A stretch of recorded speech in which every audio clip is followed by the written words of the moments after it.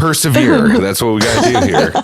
Push through. Yeah. We can all do hard things. That was, yeah. Anyway.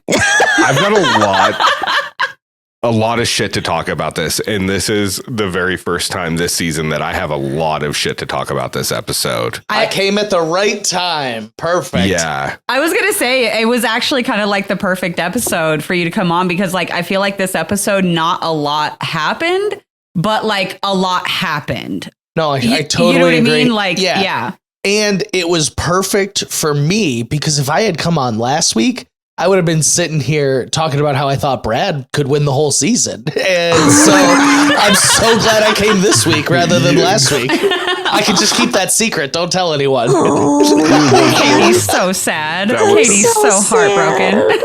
My poor Brad, my poor boy. My heart. I just want to hug him. Yeah, I want to comb his beard. I think he needs. Yeah, I'll help fix up his beard. Yeah, there. It'll be okay. Just maybe braid it. Oh no, I'll get into it though. But if I had looked at this lineup, they said single winner. I said, you know what? Brad had a great showing in All-Star 3. I go, this group, he could win this. And he did. I jinxed him, I guess. I don't know what happened with him this season. Your fault, Alex. It's my fault. He called it out though. I've like never been a Brad fan in my life. Coming into this season, I was like, I think Brad's gonna do it. He wants to buy a land in Northern Michigan. I was like, I love Northern Michigan. I was like, he's got this. Ooh, he did not. No. You know what? It's one of those situations where good players sometimes just have really, really shitty seasons. Yeah. And this was his one. Yeah. You know? Yeah, and I read an interview with him from Entertainment Weekly, and he had just about I think it was 2 weeks prior to filming, he had got out of a 3-year relationship. Bud. No wonder, like, when he kind of started talking about just like having other stuff going on outside the house, I was like, oh shit. It's just not good to come in the house when your head's not fully in the game. No, and he wasn't sleeping either, so like he was getting 2 to 3 hours of sleep a night, if that. That's rough. Well, he acknowledged how off he was this season. Yeah. And I was like, I'm glad it's not just me that's seeing this, Brad. You too. I'm glid. Yeah. Yeah. Anyways, All-Stars 4. Let's take it back another year. All-Stars 4. In the past. Let's time travel. This was filmed a while ago. All-Stars 4. Ups, downs, fights, friendships. We got a little bit of everything here. I'm curious to see what everyone thinks about this season, because I could see it cutting either way, honestly. Yeah. Like I said when we were talking just a minute ago, I was really into every part of the season. I had really no complaints about anything, but this will be the episode I talk shit about. Yeah. And with that being said, I think we should just do the intro music and get into it, and let's fucking go. I'm fine with that. Let's do it. How did we do this? Because I know when Alex comes on, it's like, let's talk about everything about this season. Yeah, let's talk about everything about the season. Yeah, Katie's about to experience her first midway recap with Alex. I can't help it, guys. I get so excited. Like, no, we fucking love it. So much fun. Like, this is one of my favorite episodes of every season. Yeah, absolutely. So back in episode 1. No, I'm joking. And I've got a lot of shit to talk. A lot of shit to talk. Good. And not just about the show, some comments I've seen. So let's go. I'm excited. All right. Do you want me to play the intro music, or do you want to just what? Sure, let's go. I'd rather you sing it. No, I'm joking.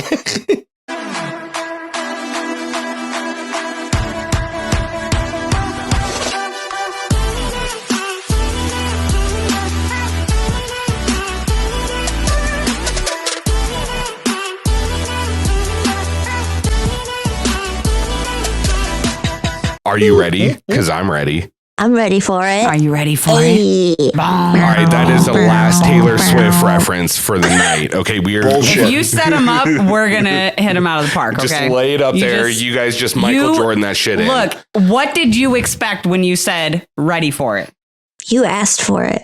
I was expecting to go right into the intro. You weren't ready. You weren't ready for you guys. Yeah, you were not ready for it. Nope. I hope they're ready for us. Hey. My name's Rick Hayes. This is a Challenge Fandom Podcast. I'm stuttering. Podcast. Sometimes my German roots come back and I just, you know what I mean? That's good, yeah. I'm Ricky Hayes. This is my beautiful wife, Corrina Hayes. We've got Katie, Bad Blood Pahura, Tony, Stats, and Infolance. 2 people, not just one. Look, we're doubling up on the content for you guys.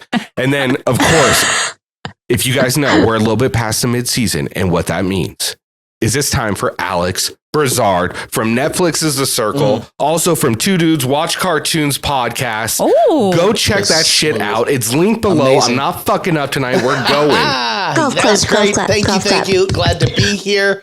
It's a little past mid-season. That's on me. It was wedding season. I'm here. Better late than never. Like I said, you would have had my horrible Brad takes a couple weeks ago, so it's better I'm here now. We can clear the table, get some fresh takes going on. So, happy to be here and excited to get into this. I weirdly think there's a ton to talk about in All Stars 4. It's been a very interesting season. There is. Interesting is the word I'll tag it on to right now.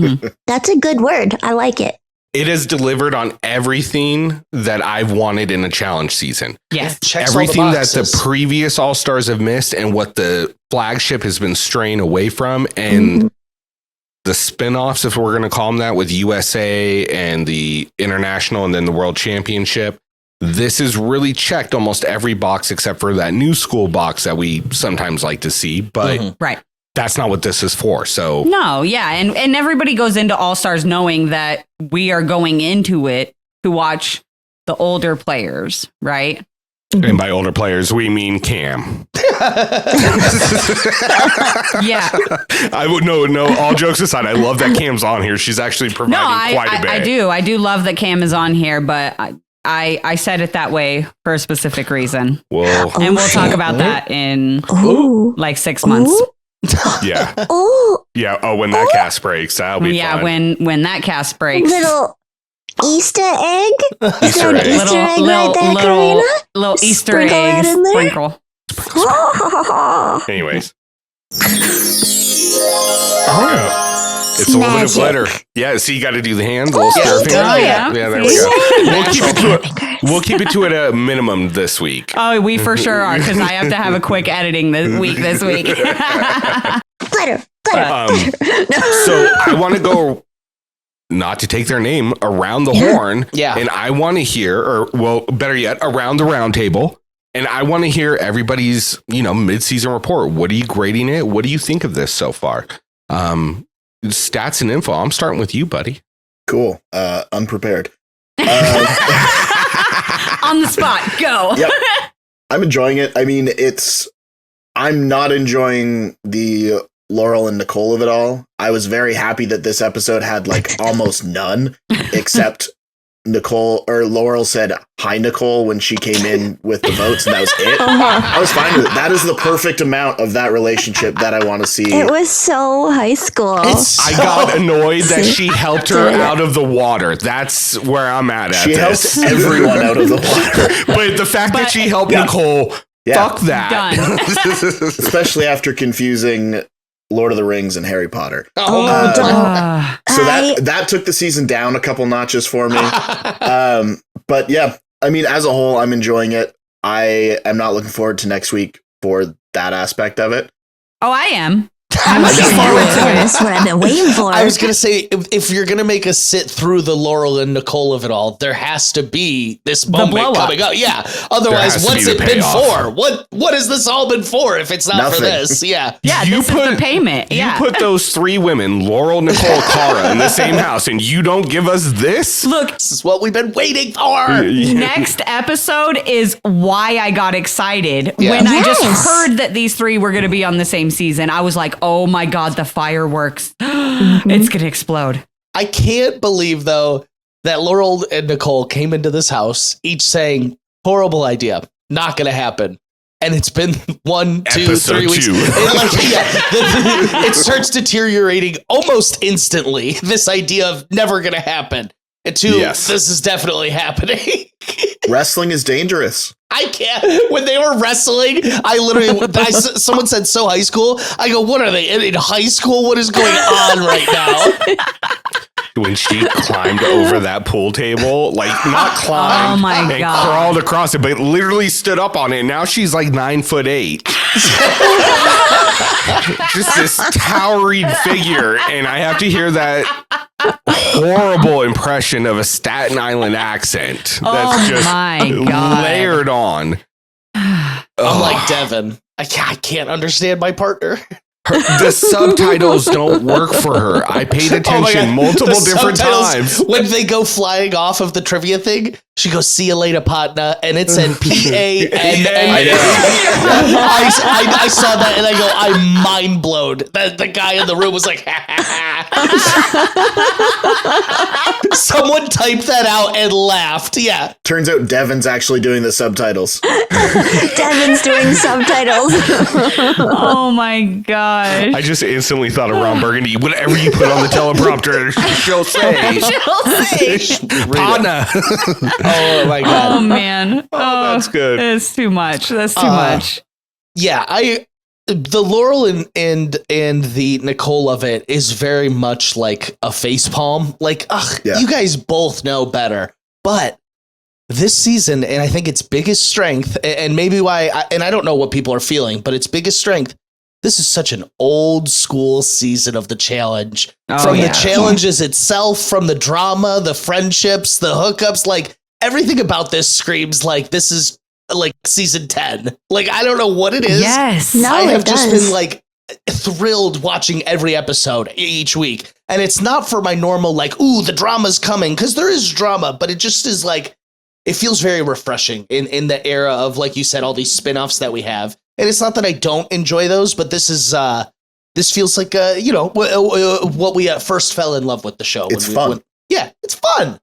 Having fun. I think there's a big difference between, like, you know, for example, like, and nothing against it, because again, I do enjoy the more modern players and stuff, but to me, there's a big difference between like drama that revolves around, oh, boo-hoo, my friend in the house isn't talking to me, and drama that revolves around actual gameplay. Yeah. And who you're going to vote for, why you're voting for them, which friend you're backstabbing this week, and the format of the game forces these people to do those things. The format's really interesting. Yeah. I don't know we've seen a format like it. It combines like skulls. I love it. And then, but what's really interesting is when you win, you're really only winning safety. Like, you don't decide who gets to go in too much. But isn't that great? Yeah, no, that's what I'm saying is it's a weird balance of checks and balances and power in the house right now. I love it. Like, I would not be opposed to if this was the standard voting procedure. Yes. With or without the stars. Don't care about that. Right. Oh, interesting.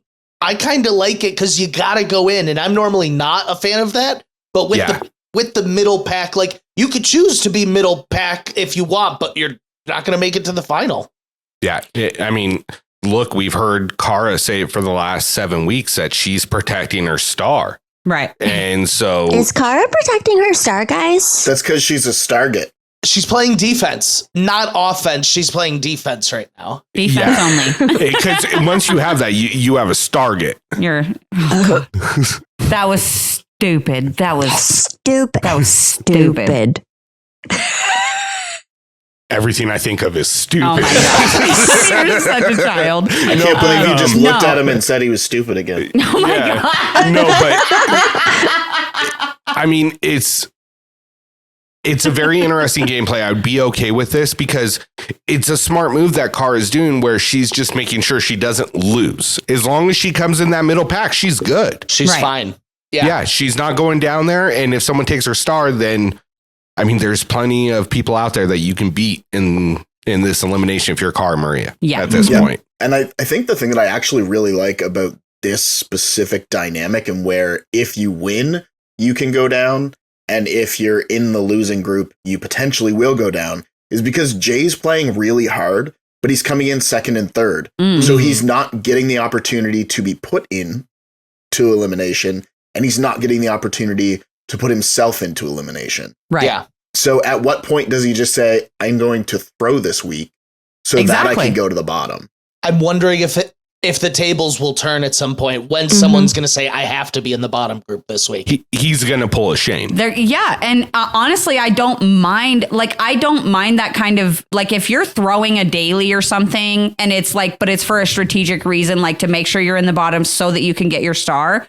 Like, I don't mind that at all because I actually like the stars. And what I like most about the stars this season and the way that they're doing them is that I like that there's only a limited number. Yeah, it's not like there's a new star every single freaking elimination like they did with the skulls on what was that, Double Agents or whatever. I like the idea that, like, using Jay as an example, that he could potentially come in second every single daily and come and never go into elimination, but come to the final and not be able to run it. I like that idea. And not just for Jay, but just like that's a true possibility in this format.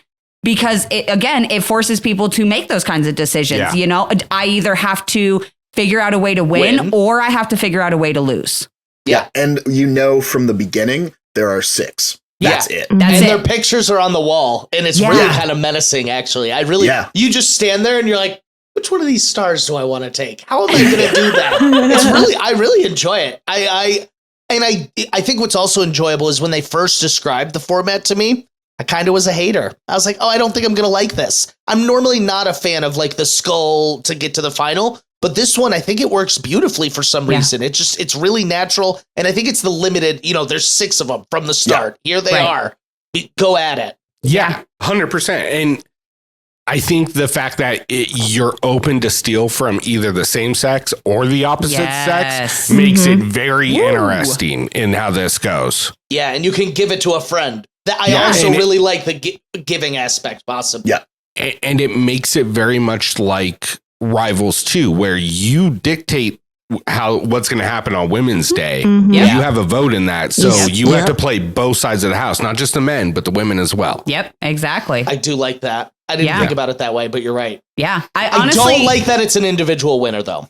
No. Don't like that it's an individual winner. And then I think the only other thing that I've found consistent through the season that I don't like is that they are just picking their partners. It's getting old. I would like to see something shaken up with that. It's interesting. I didn't think they were going to continually be like, pick your partners. I did think it was funny. Karaber is picking Ace a bunch, and then the 1 week she doesn't, Ace wins. And then she went right back to him. She went right back to him this week. She goes, "This is my lucky Ace." But interesting that he agreed to it this week. I was like, well, I guess someone in the house said that he was like a puppet of hers. Yeah. And I'm like, I don't know. Must be true.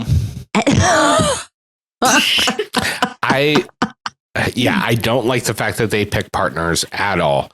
I really am enjoying every other part of this season, excluding where my only complaints are is production's fucking up. And it's really simple fuck ups. Talk to me. For instance, the name of the very first elimination was Catch a Falling Star. Yeah. The name of this episode is Catch a Falling Star. Why are we doing this? All I can think of is catch a falling star and put it in your pocket. Princess Diaries. If you're talking to Brad, it's just called Starball. Starball. I love Starballs. A solid, fucking way to just throw something out there. That was a great attempt. Him and Steve have a future in naming eliminations because his was Battlestar X. Battlestar X. That was better than Star Slice. I'm sorry, but Star Slice. That's what it was called. I think, right? Why have they not repeated Domino's, motherfucker? Like that was the best one thus far. I mean, why was that not an answer? Never mind. I think this applies to reality TV as a whole. I've come to a starch opinion. It is so much better when we can hear them curse instead of the bleeps. No, it is. 100%. Oh my God. I loosen up. Like you just went, like that. Like that's, it's so nice. It's so nice. Refreshing to my ears. It's right. It's real. It feels real. Speak. It's how we talk. It's how we talk to each other. It's how everybody just Shit. You know what I mean? Like, Sorry. if people just, it's weird. Like, it's weird to just testing the mic. It works. It's weird to listen to something and they're just talking and then all of a sudden, bleep. Like, the fights make so much more sense. Yeah. Either if there's swearing and you hear it, or if somebody just goes on this tirade and it's all bleeped out. Those are the extremes. Like listening to Liz complain on Survivor, and just being like a whole string of just bleeps is amazing. Yeah. But then in contrast, Domino's motherfucker is also great. Yeah, exactly. Exactly. And here's my thing is certain people or certain cast members, it really improves their confessionals like tenfold. Yeah. Like Darrell's confessionals go from like a B minus, A plus through the roof on those. Well, and even like the little moments we get where like, granted it was not a good moment for him. But when, Leroy lost last week and he was like, fuck, like in a normal season, that would be bleeped out and you wouldn't even know what he said. He could have said shit. He could have said, damn, he could have, you wouldn't know. But like hearing him and just the energy he put into that fuck, like it gave me life. I loved it. Like, it's amazing. So it's I agree. Humanizing. It humanizes them immediately because I don't know how many times I've gone outside and done something wrong. And I'm like, fuck. Yeah. The F word is like one of those words. It just feels good. Yeah. Coming out of your mouth. I agree. No, I totally agree.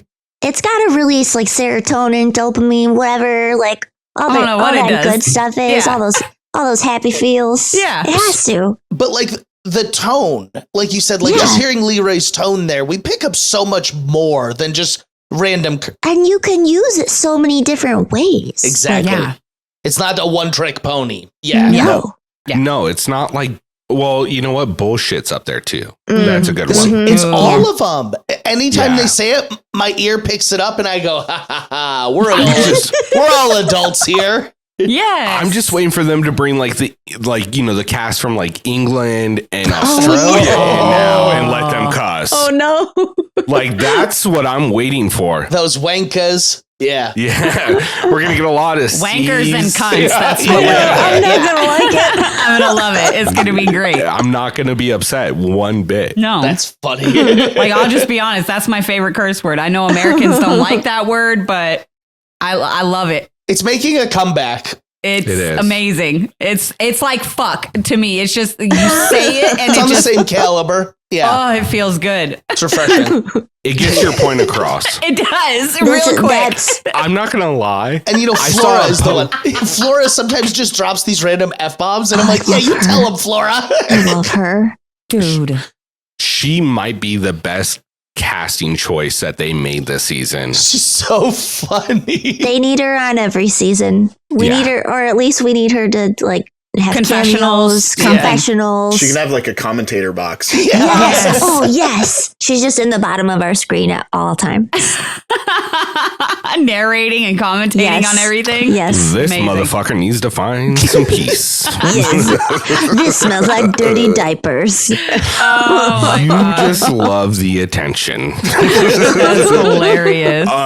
She did say that. It is the most factual shit I've heard. But I can't talk shit about her because she's a firefighter. So, Yeah. A lieutenant, no less.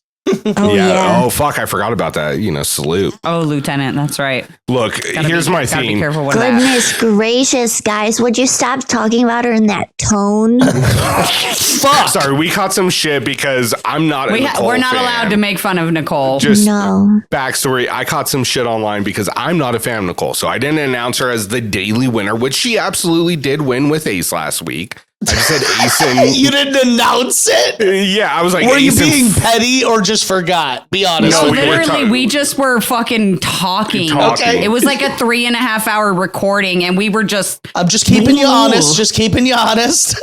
Look, I make fun of her every chance I get. Yeah. But look, I'm not trying to take anything away from the girl. I mean, look, she won that daily fair and square. I mean, like she did better at that daily than she does saying the word star. So congratulations to her. Congratulations, partner. Pana. P-A-N-A. I understand the dislike for Nicole, but I do think she brings a certain something to the show that a chaos, an animosity element. Chaos. Yeah. Chaos. She's a little pot stirrer. She loves to butt heads. So while I definitely understand that, I do like seeing her on here. I was like, when I first saw the cast, I go, oh, Nicole's back. I was like, oh, interesting. I didn't know how to feel about it. And I kind of like that. Yeah. I mean, look, I firmly believe, like, regardless if I like someone or dislike someone, every single person that's on this show has deserved their spot on this show. Oh, yeah, of course. And they bring... Even Jay? I was going to ask. You guys think Jay did? We gave him massive props. Good. Yeah, Katie. What do you think, Katie? Oh, Katie's still struggling a little. I can hear... Oh, okay. She hates admitting that he's doing good this season, but she has admitted He's it. impressed me. He's impressed me. It's hard. It's hard. It hurts. See, I reserved judgment before the season started, and I was just like, I will wait until we actually see. See, you're smarter than me. I said, Jay. Yeah, same. That's what we said. I made a TikTok about it. It was from a petty point for me. It was just so that I could always tell Rick that I hadn't seen enough tape on him yet. Okay. That's fair. That's fair. There's just not enough tape. Look, I talked a lot of shit because you quit a final, but you know what? It was his first season, and amongst the average age of like 38, he's doing really well against these people. Yes. Yes. That was a slight dig. No offense. You know what I mean? But no, like, look, people grow, people change, and I am sure that his job has gotten him physically ready to do anything the challenge is going to throw at him. So I think he's consistently going to do well. Yeah. The real test with him is not any of this that we've seen thus far. It's still going to be the eating. And if he finishes the final. Here's what is really funny about Jay is that was one of me and my brother's like seasons we watched together because we were on this binge of watching them all. We sat down and watched it together. And when he left that final, I looked at my brother and I go, this is unfortunately so real because if there was something that I could not get down, like there's some things I'll do it. I can do it. I can force myself. But there will be something that like my body will say no to. I was like, this is so real. And then I forgot about Jay for years and he came back up and like my trauma comes back up like, oh my God, maybe I would be terrible at eating challenges. I was like, maybe I would be just as bad. He's like, Jay represents like a real fear I have in life. Like, oh my God, maybe I literally couldn't do it. Yeah. Now, I will say, looking at the eating competitions then versus how they're handled now, he could do it now. Because you can drink the thing and then immediately puke it up and it doesn't matter. Yeah, you're right. They don't care. So like they don't care. But at that point it was like you have to finish it. They're not like lick that up. At that point they were absolutely you have to finish the thing. Cara had like fish guts sitting out her fucking face and like, you gotta get that right there. You got some up here. No, like, and that's the thing is like gross. Look, I think I said a couple episodes back, I was like, we're talking a lot of shit on this guy because he can't eat bull dick. Like, that's not a bad thing. You know what I mean? We sit from our couches and we're like, eat it. And when you're there, sometimes your throat is like, absolutely not. Like, I've got a Gatorade and a peanut butter cup, and I'm like, you fucking pussy. Anything ice cream? I'm like, I can't believe it. I'm sitting here eating What's Ben and wrong Jerry's. with you? Yeah, you're fucking weak. It was like the liquid tuna that they had to drink at every stop the last final. I could do that one all day. Fuck that. I can't even think about that if I'm being honest. We gotta move on. Especially you start running. Oh no, thank you. It's that curry challenge all over again. The curry challenge, I wouldn't be. I would be Ashley the next day. You took the only thing that brought me comfort, the toilet seat. Oh, I think that's like burned in my brain, that moment. My favorite part from that moment it's not Johnny Bananas. It's not even Ashley yelling.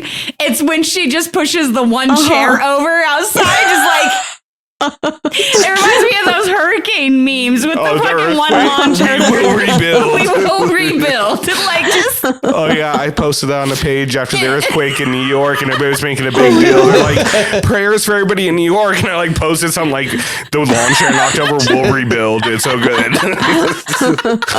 But to me, the best part of that whole scene, I know we're way off ball here, but is just the shot of the fucking flamingo floaty with the toilet seat. It's bananas. Bon voyage.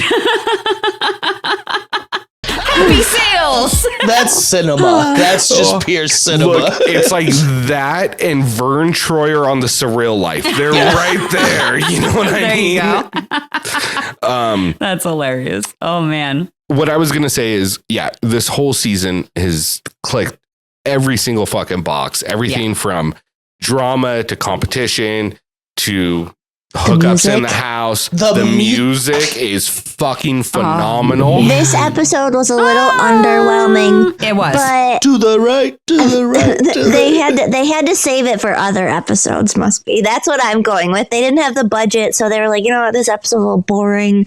We'll just do some basic, like, instrumental. We'll make it sound like something they know, but really it's not. Yeah. Copyright infringement.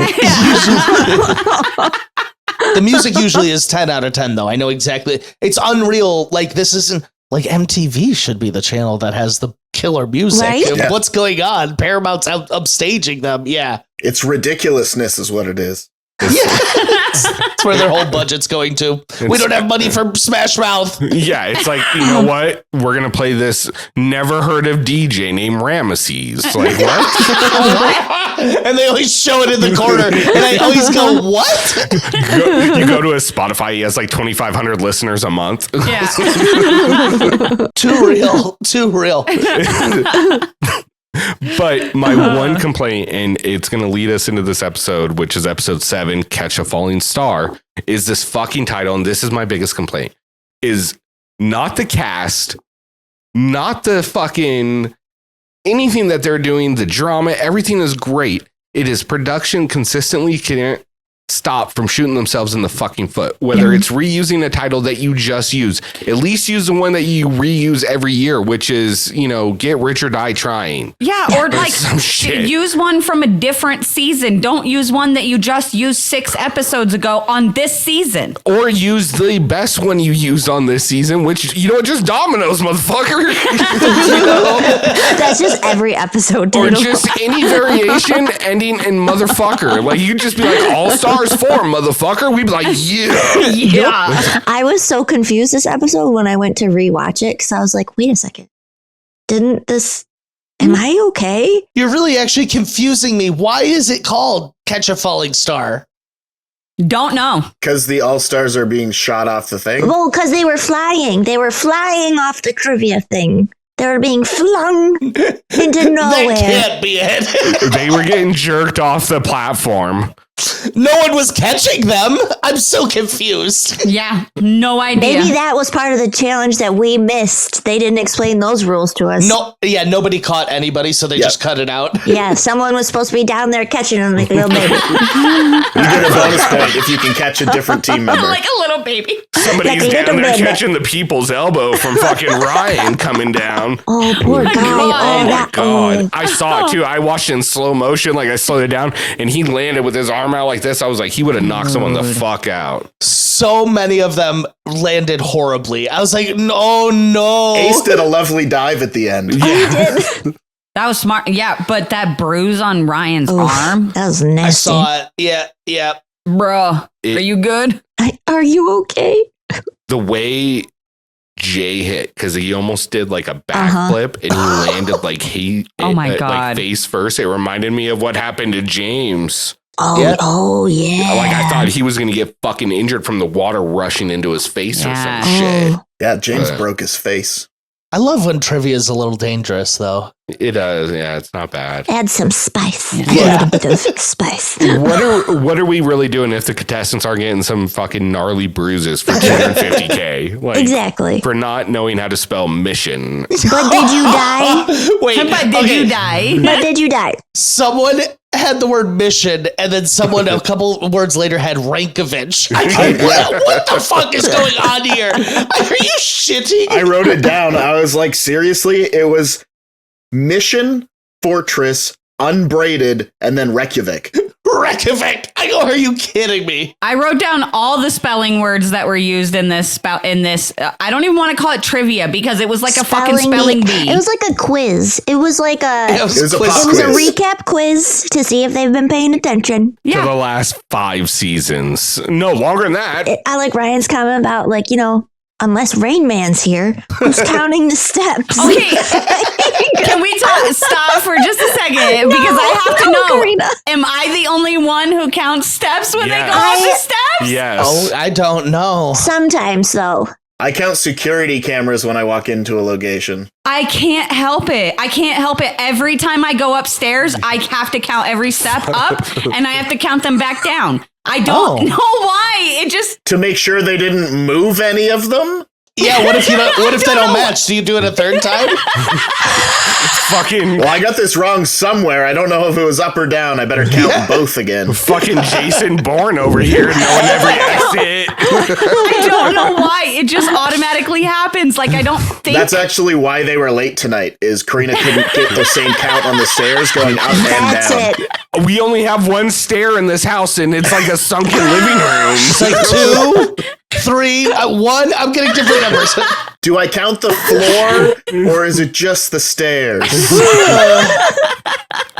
But if fucking Corrina walks in, there's 38 stairs coming in here to get to the exit. Another 24. The guy Just over in there case the you need best, to know. he can handle himself. Let's make way from him. can't help it. It just happens.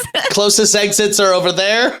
There's a Ferrari in the parking lot Look. with the keys in the visor. You would have been perfect for this trivia. Yeah. Corrina, you're not alone. I do it sometimes too. I'll do it when I'm just walking, but then I like have to talk myself. It must be maybe it's a girl thing. Maybe it's an OCD thing. I don't know. Look, but sometimes I'll walk and it's just counting, and I'm like, stop counting. Stop. Look, I don't want to make too much fun of you because I did it a couple times when I was like young, like 12 or 13. I had to walk somewhere. I'd be like, I wonder how many steps, and then I got to like 1,200, and I was like, fuck this. This is too much counting, dude. Man, I would have tapped out at like 12. I got too short of an attention span. Yeah. I'm like, ooh, dog, tree. Start thinking about Ninja Turtles instead. Why did I come in here again? Yeah, exactly. Maybe that's why I don't remember what I go into places for because I'm counting my steps, and by the time I get there, I'm like, what? Although, here's the other thing. I think if I was out there, I wouldn't know a single fucking challenge name. No. Oh, yeah, no. Nope. No way. Especially if it was an elimination I was not in. Yeah. Zero chance I'm not paying attention. Nope. I'm paying zero attention if I'm being honest. I'm not listening. Especially when you're not in it and it supposedly takes 4 to 5 hours to film. Way. Yeah, I'm sitting there like this. Yeah, and it's a situation where you don't 100% care who comes back either. I'm cracking jokes with my neighbor. Yeah. Especially those pizzas they had. Those look good. Those look so good. Too bad Ace ruined the pizza party. Okay, but everybody boo this man. They kind of were asking for it when they brought pizza into a challenge house. Okay, yeah, because that is true. With Brad, it's already Italian never ends well. And then Brad's there too. Like so, this time they were all laid out nicely on the table though. Nobody got boxes. No one was hiding any. Oh my God. That's too funny. Brad hates pizza on the challenge. That's too funny. All we were missing was Marie. That's all we were missing. Yeah. We were missing Marie. She was too busy counting stairs. Should we get in this episode? We could do more chronological order. Yeah, I mean, at least kind of recap. Yeah, I was gonna say, really, the only thing that, like, really from like the intro that we didn't really like touch on that I want to make sure that we touch on no matter what is that we find out Ryan is having a conversation with Adam in the bedroom, and we find out that on this day, Ryan was 8 months sober, clean and sober. And that is fucking amazing. So I just want to do that's so amazing. I love Ryan. I've always really liked him. He's so funny. Yeah. And so like hearing this little story that he gave in his confessional about how like, during COVID, like he was, self-medicating and isolated and, got to a point where like things were really, really bad. And just hearing the way he's describing his recovery as like a gift to himself is literally just like one of the most beautiful things. Like I legit teared up over this part. So I just wanted to make sure that we actually gave it like its own special moment in the show because that is so amazing. And we're so freaking proud of you, Ryan. And congratulations on all of your hard work. I know it's been even longer since this was actually filmed. But that's just, that's badass. Oh, 100%. And it can't be easy in a challenge house, I bet sometimes. So yeah. Yeah, and that's one of the things that was cool too, is like Laurel also talked about in the confessional about how they were happy to provide a supportive space for him. And that was a contributing factor to them not necessarily wanting him to go into that elimination because he does have that support structure there and they wanted to continue to support him, which I think is like fantastic, especially in the challenge house. Yeah, absolutely. And I mean, look here, I don't really talk too much about myself on this. Well, actually, I do a lot. That's You've never talked about yourself before. What do you Remind me of your name. Look, it's been a little bit longer for me. I think I'm going on 16 years of sobriety from certain substances. Other ones, not so much. But with that being said, in the beginning, it is so important for someone that's in recovery to get the praise for those small milestones that they hit, whether it's 90 days, 8 months, 11 months, it doesn't matter. And the fact that, as of what we know, and there's a lot of assumption here until he announces it, because it's a very personal journey. He's probably right around 18 to 20 months sober now. And that's amazing. A huge thing. It's cannot say enough about that. And that comes from me and Josh.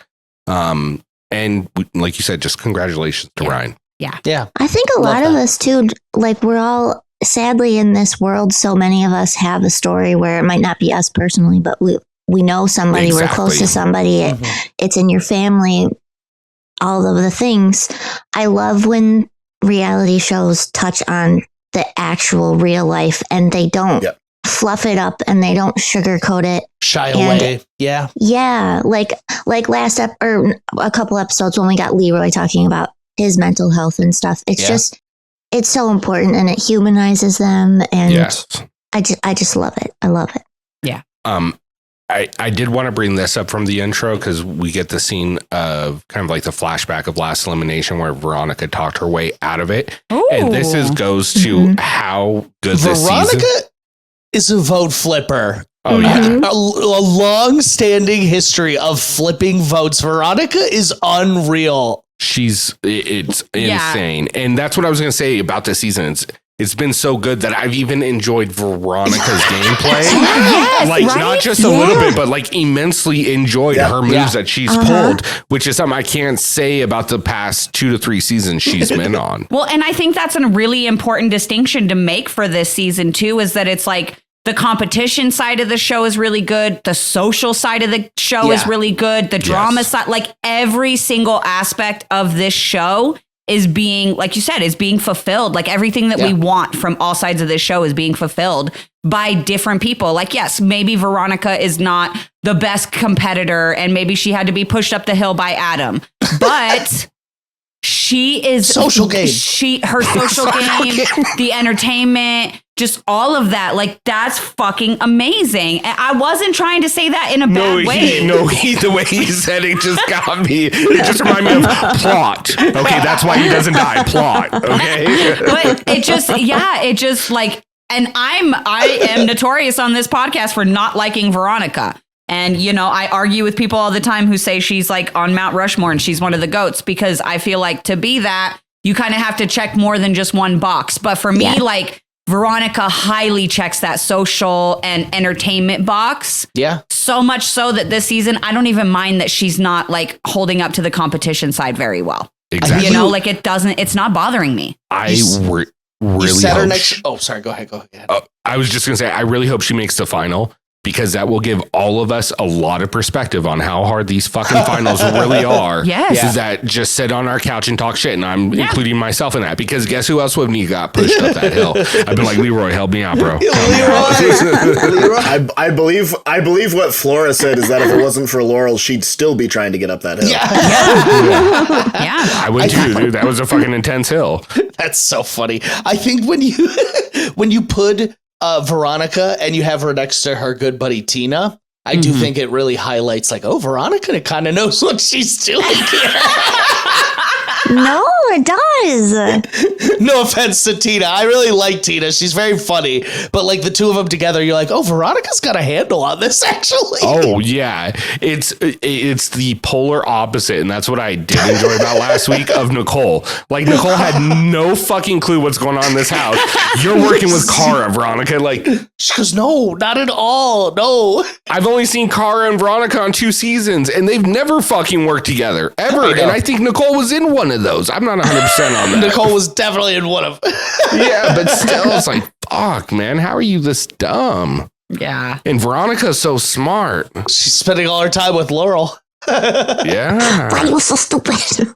But, I mean, otherwise, that was pretty much all that happened in the intro. We got a little bit of conversation about Flora talking how she thinks Ace is like Cara's puppet, but we all kind of got that feeling last week watching what happened. The daily, let's get into it. The trivia, face the facts. Yeah. I mean, look, I'm all good for asking people random facts, but let's make it about stuff that we all can like check. Because if somebody asked me what's the longest river in South Africa, I would have probably said Denial. The I mean, Nile. the Nile. Yeah. No, I You know agree. what I mean? I was Like, waiting for her to say that, and then she didn't say like anything, and then TJ was like the Orange River or whatever, and I was That's like, what I said. I knew that. I was like, See? isn't that in like China or some shit? She goes, oh, I said the Orange River. Yeah. But like, I mean, like you said, the fact that it was Mission, Unbraided, and then Reykjavik. Yeah. I literally was like, are you kidding me? And then like phrases, like common phrases in South Africa, spell them. That threw me off too. Yeah. Is there a bride? precedent? Should they know these words? Have they seen them before? Because some of those words, it was like AAR. And I was like, wait, how on earth would they ever? Yeah. I thought Nicole had that shit. The bride? Yes. Yeah. BRAAI. Like that's, Yeah. she says that every fucking day. I would like to point out though, Laurel was incredibly excited about trivia for being in the bottom. Oh, yeah. She was jacked. She was so jazzed about trivia. And then she proceeded to not do well at all. And this is the other thing I have a problem with production is like you're writing these lines for TJ to say, and you're going to have him say you're going to get jerked off the platform. Twice. He said it twice. That's how you knew that it was intentional. And then say yanked off too. Like the first time they said yanked off, I was like, yeah, that's kind of on the line there. And then jerked off, I was like, these motherfuckers. Yeah, I was like, Rick's not doing well right now. You were like, I was worried about Yank. That's why they needed the hand job model up there. I was like, this is a win-win no matter what for these guys. Like, no matter what, they're either getting jerked off or they're winning. Or yanked off. Yeah, either way. It's a win-win. Oh my gosh. That doesn't happen in the challenge often. Oh, God. So really quick, I want to get your guys' opinion on a couple of things before we like break down this daily and whatnot. First of all, so for the daily, it's like a 3 strikes and you're out kind of thing, right? I'm curious how you guys feel about this. Do you guys like when they get the 3 different chances, or do you guys like it when it's like first question wrong, you're done? I like the chances. I like Because chances. you can get like a really fucking weird question that you would have no way of knowing, but then you still have the opportunity to get something else right and stay in the game. I actually, and I'm sure that other people don't, but I like that there's not sabotages, that you're just strictly trying to keep yourself in the game. Nice. So I'm in between on this. I don't like, if I were to choose worst option, be one question, you're out. Right. Yep. Second, like middle option is this: 3 questions, set number, whatever it is. You want 2? Whatever the number, whatever it just, but they not know. Not 1, not 3. Any number in between 1 and 3. We could go with pi for all I fucking care, but the ones I really like are the ones where they don't know. It's like the one they did on, like, what was that, Double Agents, where it just tilted and tilted and then eventually fucking fell off. You know, that's kind of fun too. Make it harder and harder. And I like the one where they were pulling the rip cords out, and eventually it was going to take somebody down. Yeah, that one was good too. I do love when it's like a big surprise, like TJ's, you know what I mean? Got a thing and he does it or whatever. This wasn't very surprising, especially I can't remember who it was. TJ was like, it was just so obvious that they were already out. And he's like, yes. Yeah. Yeah, exactly. Yeah. I do like I really do enjoy the surprise aspect. But with that being said, as much surprise jerk off. That's the best. That's what he likes. You heard it here first, people. He doesn't want to see it coming. Breaking news. That's what she said. Well then. Oh my God. We're going to give this podcast a new rating after this episode. Should we take a break now or later? Again, this is going on our Patreon, guys. Our OnlyFans content is finally here. Oh God. Oh my God. Get the full breakdown on how everybody got jerked off that platform except Leroy and Veronica. all the hand jobs. Leroy. Oh my God. Steve's wrists were tired. Jesus Christ. Steve's another one that when I see him, I'm like, what is he doing here? But then he has these confessionals and I'm like, he's pretty that's funny. why he's here. Yeah. I go, he's such a goof. I like Steve a lot. Cam leans in and whispers, I'm so sorry. And then I lean over. It was like a romantic horror movie. It's okay. Yeah. I really thought he was going to say something so dramatic. And he goes, it's okay. Did you, all right, going back a second, did you see how annoyed he got with Nicole during the intro portion? She kept kissing her picture and stuff. He was like, he's like, just let me work my magic, my hand job magic, and watch my this. Bulgarian bag magic. Yeah. And she's kissing it like, oh, I got makeup on it. Really quick, the next thing I wanted to ask you guys, and I'm curious. I was thinking back through the kind of the craziest trivia challenges over history as far as like their actual release from the platform being like absolutely banana sandwich like this. And the ones that I could think of that I thought were kind of craziness up there with this one would be like Battle of the Exes 1, where they're on that platform and they just get right?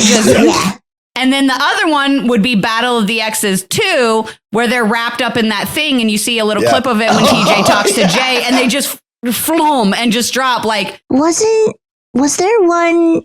I'm trying to think. Do you remember the one? I remember specifically Jordan was in it. They were in like a chair and there was like a rocket that shot them out of the chair. But I can't remember. Was that trivia though? Yeah, crazy. It was. Yeah, I think that was another crazy one. It was the one where the girl can do simple like multiplication. Yes. She said there were 50 seconds in 3 minutes or something like that. That's fucking worse. I was giving her the benefit of the doubt. That is what she said, something just like that. No, it was like 5 minutes and she said 50 seconds and everybody was like, What? It's kind of like when Kara had to add this season. She didn't carry the 0 because it's 500 seconds. So I see where she was trying to go with that. But it is. You're right. It's just my guess is the platform, though. Yep. It's a good thing Kara didn't get asked what her math question in trivia, because I think Ace is good at math. Just kidding. Yeah, he is. That was a good partner. I did like this one, but I think still one of my favorites was the one where they were, I think it was in Iceland or wherever the fuck they were, where it was tilting. I like the surprise aspect. Yeah, I liked that because there was also an element of like, you mean the one where they held on as well? Yeah. Yeah, because I mean, at least that one, it's also up to you. Like, you have to also keep yourself in the game. Oh, and that's the one where we get the freaking with Kyle, right? Where he's just like hanging on. He's like, and he looks like Gru from the Minions or whatever. Like just hanging there in his little wetsuit. You gotta insert. We got Corey. That's the one with Corey too, right? Where they like the first question they ask him like a square root or something, and just like, the look on his face, he was like, "Just push the button, TJ." I do like when TJ has to do something. Yeah. I also like that. I don't know why. I want to lever a button, something. Yeah. I mean, my favorite trivia is still Zach answering Aurora. But I don't remember if there was a drop on that one or not. I'm sure there Free was. Agents, or was that Battle of the Exes too? I don't know. He had his long hair back then. That's what I remember. It was either it's Free early. Agents or Battle of the Exes. I can't remember. Yeah, he didn't want to show off. I remember that. My line of the night came from this part. It was with Leroy. He goes about Veronica. She's very smart. She's got a Berkeley graduate here. Or we've got a Berkeley graduate here. I'm smart too. I graduated from high school. I was like, that's fucking right, bro. Went to fucking Truckee Meadows Community College for a year and a half. There you go. I love Leroy. Everything that comes out of Leroy's mouth is pure gold, in my opinion. Gold. I'm so glad he's back. I feel like it's been ages. It really hasn't been, but it feels like ages. But it feels like it. Yeah. Yeah. Yeah, I mean, it's been like 3 or 4 seasons on the flagship, but that's forever in challenge years. Oh, that's It's like is. 22 years in challenge years. Him and Cam are just so fucking cute. Yeah, I know. I love them. Cheering for I can't. They're adorable. I really wanted Leroy to go in and try to get a star for Cam, but I understand when he saw the challenge, he was like, nope. Fuck that. See, I think that was perfectly set up for us millennials, but we'll get into that later. And I'm curious if anyone else like felt this in this moment. So obviously, like, I love Leroy, super rooting for him. We knew he needed to win today. And then we get this confessional from Veronica where she's like, yeah, I kind of want to help Leroy win, but if I do, it's going to put a lot of my alliance members. I instantly started panicking. I was like, oh my gosh, she's going to fucking throw trivia and she's going to cost Leroy the win. And like, I'm going to be so upset. And then, obviously that didn't happen. So props to Veronica. But yes, thank you. I panicked in that moment. So I was not the same thing. Yeah, no, the second I saw them paired together, I was like, why did you do that, Lee? Why? I didn't even think about the burn vote thing. She did. Didn't even think about it till that. That's what I said at the end. I thought about it. I go, this is a pair. Immediately, do not pass go. I didn't even think about it until she made that comment, and then I was like, oh, you shisty little bitch. But then when they won, I looked at Corrina. I was like, does this make up for the burn vote on Dirty 30? Like, it's the first thing. I won't say it doesn't make up for it, but it's evened me out a little. They've clearly patched it up. We're like, yeah.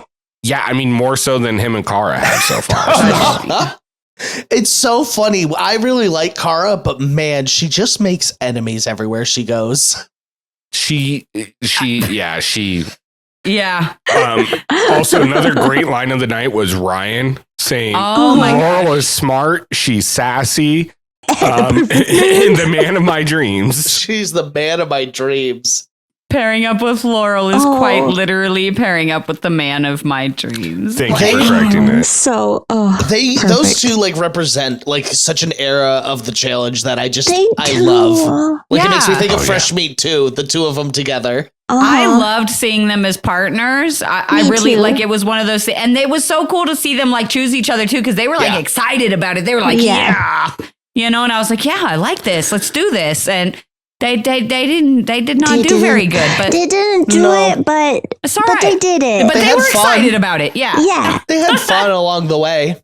Yeah, exactly. I'll give credit to Laurel because at least she's picking different partners, unlike Cara, who's only going Ace and Jay. Like Laurel's floating around. She took Brad last week, screamed at him. Here's why that's it.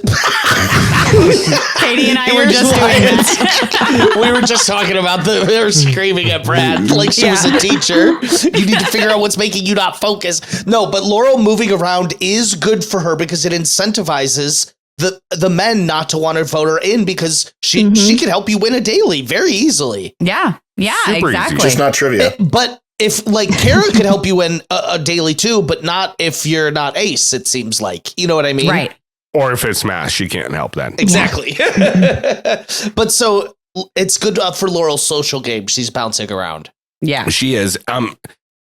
What did you guys think about the trivia questions bouncing all around? As far as like it was at first, questions about previous challenges and things that happened this season. Then it bounced to spelling, and the questions were weird as hell. Yeah, I would have liked it if it was consistent. And then they mixed the two. They were like, "Here's challenge history." But spelling. Yeah. They were like, spell. Where was Ride or Die's filmed? Spell Ride or Dies. Yeah. Spell Presidio. That's the one. I literally go, why are we spelling Presidio? Are they like looking at a sheet where they should know this word? Well, look, and here's my thing. Did they get their spelling words for the week? Yeah. Here's what I don't like about this too, right? Especially with like a word like Presidio, unless you're familiar with that word, the way TJ said it did sound like it would be PRA. It did not sound like there was an E there. Like he said Presidio. So I don't like these. That's why I don't like spelling for the trivia, because it depends on how TJ says it as to how they hear it. There was actually the one that Kara got out on, I think, was Vasar? because she heard it it with a P. So like she spelled it with a P at the beginning rather than a V. But it's a crapshoot. Yeah. If you don't know the word, it's a literal crapshoot. So it's not trivia, in my opinion. If this was me and it was spelling, I would have been like, can I get the root word? Yeah. Can you use it in a sentence? Yeah. Yeah. Can I get the definition? Can I like? My favorite was Jay from the sidelines of, if he can't spell authority, he's going to struggle on this one. That was crazy. She was like writing it out on his fucking shoulder. Well, and that's what fucking sucks about it is if you pay attention when she's talking and she's spelling it out to Brad, she fucking spells it right. Then when she starts saying it to TJ, she switches the E and the U and drops the E and just leaves the U in there. But when she was saying it to Brad, she said MANEUVE. I was like, she's got this. And then she says it to TJ and totally dropped the E. And I was like, no. What happened? The worst part is TJ would say these words. He's like manure, and I'm like, oh, I could spell that. And then they throw it up there, and I go, oh no, I would have spelled it wrong. It happened to me like 3 separate times. I was like, oh, I could spell that, and then I would have gotten it wrong. As soon as Ace got consensus, I looked at Sarah's like, that would have been a strike for me. That is one. That is one of the words that I struggle with, regardless. I can't spell that regularly. Yeah. No. I thought Adam was right for Acapulco or whatever it was. I thought there were 2 C's. I thought there were 2. That makes sense to me. No, made a lot of sense to me. I mean, accurate has 2 C's. Yeah. I wish it was like stuff they might have known. I don't know. Like, not everyone was on all of these seasons. No. So like saying spell Presidio, I literally was like, this is pointless to me. This is like stupid. I did like that more than I liked them having to spell fucking words. Reykjavik. No, words from like South Africa. That was the most unacceptable. Why is that a thing? Why is that a thing? Yeah. Laka, but it's LEKKER. Yeah. What? Yeah. How is anybody supposed to know that? The only way that it makes sense to me is if like in the early seasons of Survivor, they would have these trivia things. Like some of the challenges would be trivia, but it would be based off the things that they were given. They should know about the culture around them, but I don't think these all-stars are going out to these villages and like talking to these people. Back in the day, they were. They're not allowed to even leave the fucking house now. This is what I'm saying is it'd be one thing if they should know these words. Yeah. Right. I don't think they're experiencing South Africa like that. No. The only one that is TJ. TJ's like, come on, guys. I see these words on my menu all the time. Yeah, come on. This is easy. It's barbecue. Yeah. So personally, I don't like spelling at all ever in the trivia just because of like how wishy-washy it is. I don't mind the challenge trivia, like asking trivia about the season. I just wish it was like, I didn't like the first question. I was like, oh, that's actually a good one. Like, how many holes were there in the star on the first challenge, right? They all did that. Lovely. Yep. Lovely. But then like when it becomes, like you guys said, like what was the name of the third elimination? What the fuck, bro? Nobody is listening to you when you say those. Nobody is. Oh, it was down the tube, TJ. No, I don't fucking know that. Yeah, it would have been better if he would have been like, who has, which male has won 5 finals? You know what I mean? Yes. I agree. Those would be better. Yes. Or who won the last, like in order, who won the last 3 seasons or something like that. I really liked them doing stuff about earlier in the season. They were like, what color was the board? They were like, who were the last 4 people nominated? And Laurel listed off who was everyone that was down in the arena. Those questions were great. And so they started off on a really high note and it just switched so quickly. He was like, spelling bee. Yeah. Did anybody check Laurel's forearm for like notes from her notebook? But that was the thing too, is like round 1 had questions about earlier parts in the game. Mm-hmm. But round 2 didn't really as much. It like went really quick into spelling. And then they were spelling things from past seasons. They were like, we'll combine these 2 ideas. I literally was like, what are we doing here? Yeah. Who came up with this? Mentally do this tanagram. Yeah. Like say the alphabet backwards with letters and numbers. And numbers. I'd honestly much prefer like pop culture. Yes. Yeah. That's why Steve picked Cam. He said, I'm picking you for the young stuff and pop culture. Yeah. There was none. There was not. Well, there was a little bit because they asked the one question about like who was the South African actor who played T'Challa's father in the Black Panther, blah, blah. Somebody said Morgan Freeman. Leroy said that. He was like, I know he doesn't know this, so I just shout out Morgan Freeman. But do we think there were more questions then that they just didn't show us? There was a whole pop culture section we missed. Like, was there? I'd be so upset. And they only messed up on the spelling ones. They got all the other ones right. They're like, oh, no. The one that pissed me off is like the last one to go out to decide the winner, the one with Derek and Tina, and they're like, name the largest jungle in Africa. And I'm like, Congo. And then they got it. The largest rainforest. Yeah. And I was like, oh, it's the Congo. And then they get shouted off. I'm like, what's the fucking answer? I want to know the answer. I noticed that too. Never got the answer. Yeah. I even put it in the form of a question, like it was Jeopardy. None of them asked TJ. None of them were like, hey, what was the answer to that? Yeah. I would have been like, can I get a check? Well, and then like this actually really threw me the fuck off. So, obviously Leroy jerked him off. Jerked him off. Was that a jerk or a yank? That's why they didn't ask the question. They were too busy. So, hands are full. Leroy and Veronica obviously win the daily. Congratulations. Yay! Snaps, claps for them, whatever. But then we like immediately flips to the shot of where TJ's announcing and everybody's on the ground and he's standing up on the platform. For what fucking reason? Why? He's showing off. They didn't get him down. Because he's TJ. Why? Very much like they... Like, he probably had to shout so they could hear him. Like, why is he up there? I don't understand why he wouldn't just be on the ground with everybody else. It's TJ. He probably didn't want to come down. But also, I don't like it when he's up there. I don't like it. What do you mean? I like when TJ's on. I don't like when he's on high things anymore. It makes me nervous. Oh, you get nervous. Yeah. Stay on the ground, TJ. We need you. Because you thought he was going to jump off just for the hell of it? Yeah, well, that's why I'm like, he's probably wants to do like a backflip into this water, like pulling a Jordan. He probably did. He probably did. 100%. He's like, are we done? That's why he was up there probably. He's like... That's why he was up there. I'm not coming down. Well, you got your shot? All right. He was like, I want to get jerked off. My turn. Yeah. My turn to get jerked off. PA, get up here. Sorry. Oh, that's good. Too much. Too much. So after everybody gets jerked off, we go into deliberations. Well, besides the fact that Leroy won, because Leroy's one of my all-time favorites,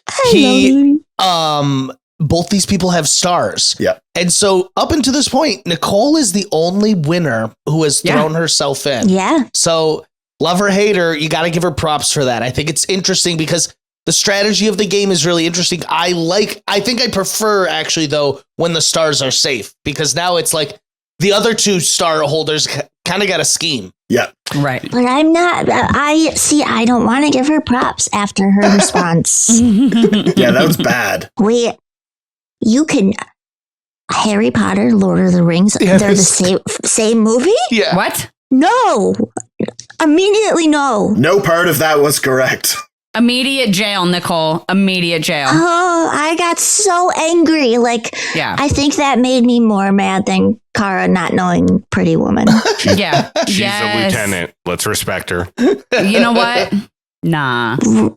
Respect the I arts. bet you there's more people in the firehouse that know those movies are different. And books. And the books. And books. And the authors. She just went for the one fantasy thing she knew. You're giving her a lot of credit thinking she's reading books. Oh, this is true. Sorry. I'm just, I Oopsies. I didn't. don't like that person. Can we at talk all. about, can we just really quick, production's pettiness with their editing? Like when Tina's talking about how she needs to read a book and they like put her in a library. I was like, damn, that's awesome. That's some shit I would do. So that's fucking hilarious. Does anybody else think that she was actually talking about the art of war? Yeah, I do. Strategies of war. Yeah. She said strategies of war, and I go, oh, that's something I haven't heard of. I Yeah. know there's the art of war. Okay. I think she's talking about the art of war, but Makes it even funnier. She's got Maybe her she got, like, a off-brand copy. shitty copy. Yeah, like the fucking generic version. It's a knockoff. It's by Zuzan. You just have to know your enemy a little bit. The less you know about them, probably the better. Really, we're just giving you the cliff notes, the 5 main points. That's all you really need. Now, The other ones are just bullshit. I will say probably the most impressive answer to a question was Avery knowing how many colors were in the flag. Oh, she got him. yes. Boom, boom, boom, Yeah. boom, Yeah. boom. 5 or 6 or whatever it was. she knew it immediately. She didn't even have to think about that shit. She just What was great is she didn't second guess herself. Yeah. She literally No. goes, "Boo-doo-doo-doo-doo," got it. She's fucking smart, dude. She's impressive too. After her listening to her and list those all off, I was like, fuck, those are like the Olympic rings. Same fucking colors. You were like checking it up. You're like, is this a conspiracy? Are they at the Olympics? Hold on. Is this the 5th sport? Yeah. Oh my god. Is production the Illuminati?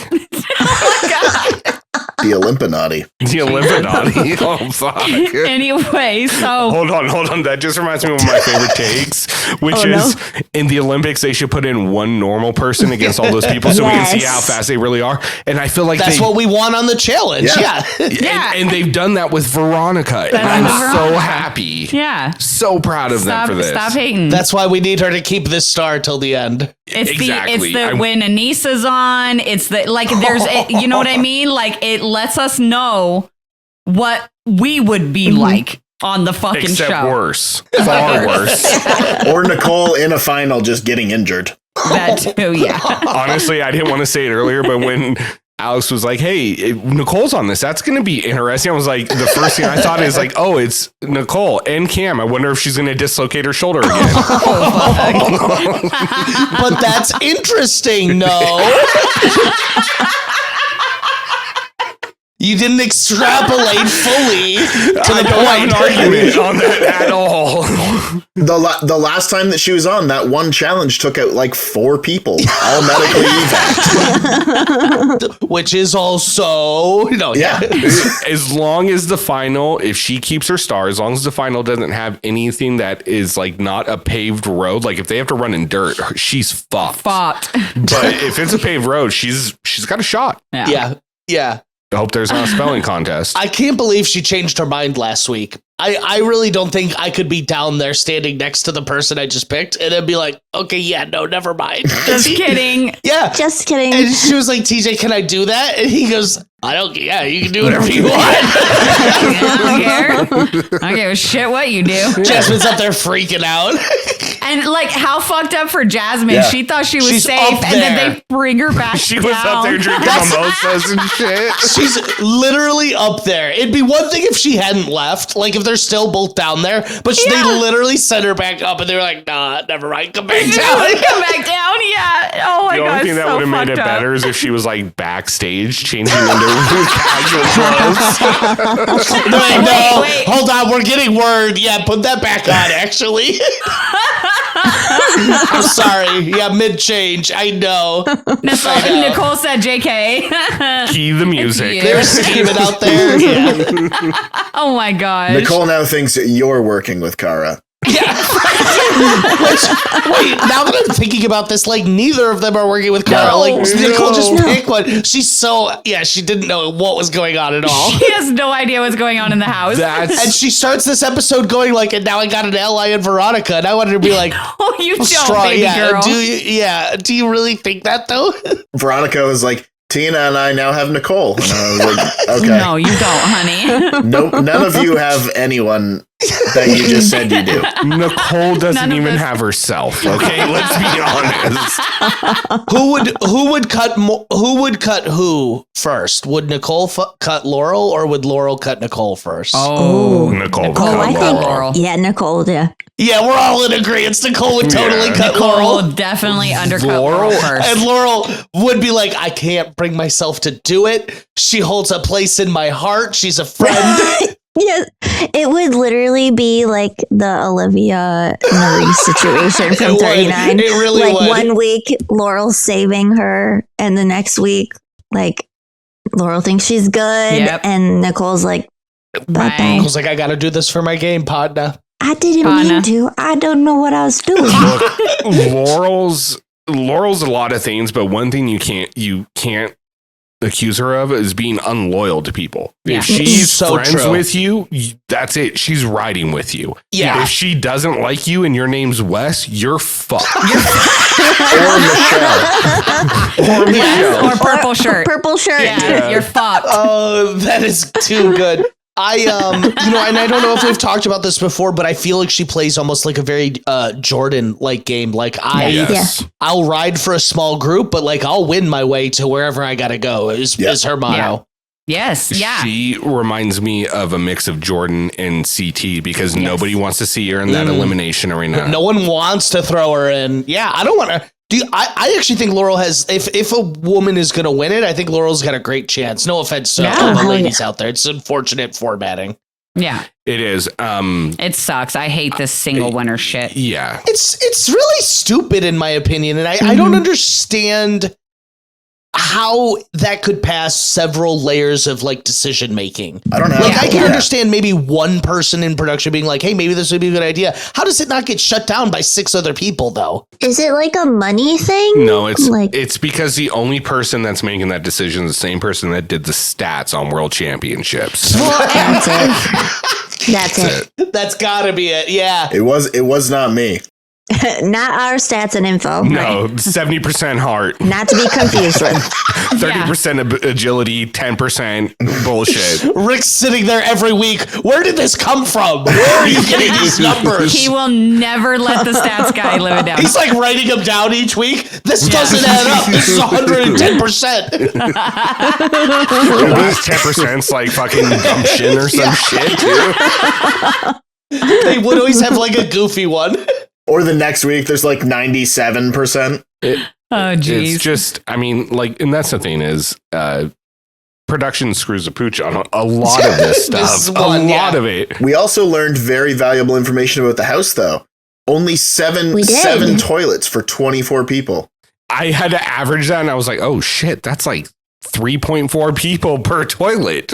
Literally, oh shit. That's almost pi. Yeah, Jesus Christ. Now I understand probably why some of these eliminations get personal. They're like, I can't fucking share a bathroom with them anymore. Like, we need to get them out of here. Gotta like, get them the fuck out. Anybody You that's gotta go. Anybody that's worked in a large like company knows this situation where you go into the bathroom and you sit down and that toilet seat's warm. Nothing worse. Nothing worse, and you having to do standing that up in the right now. house.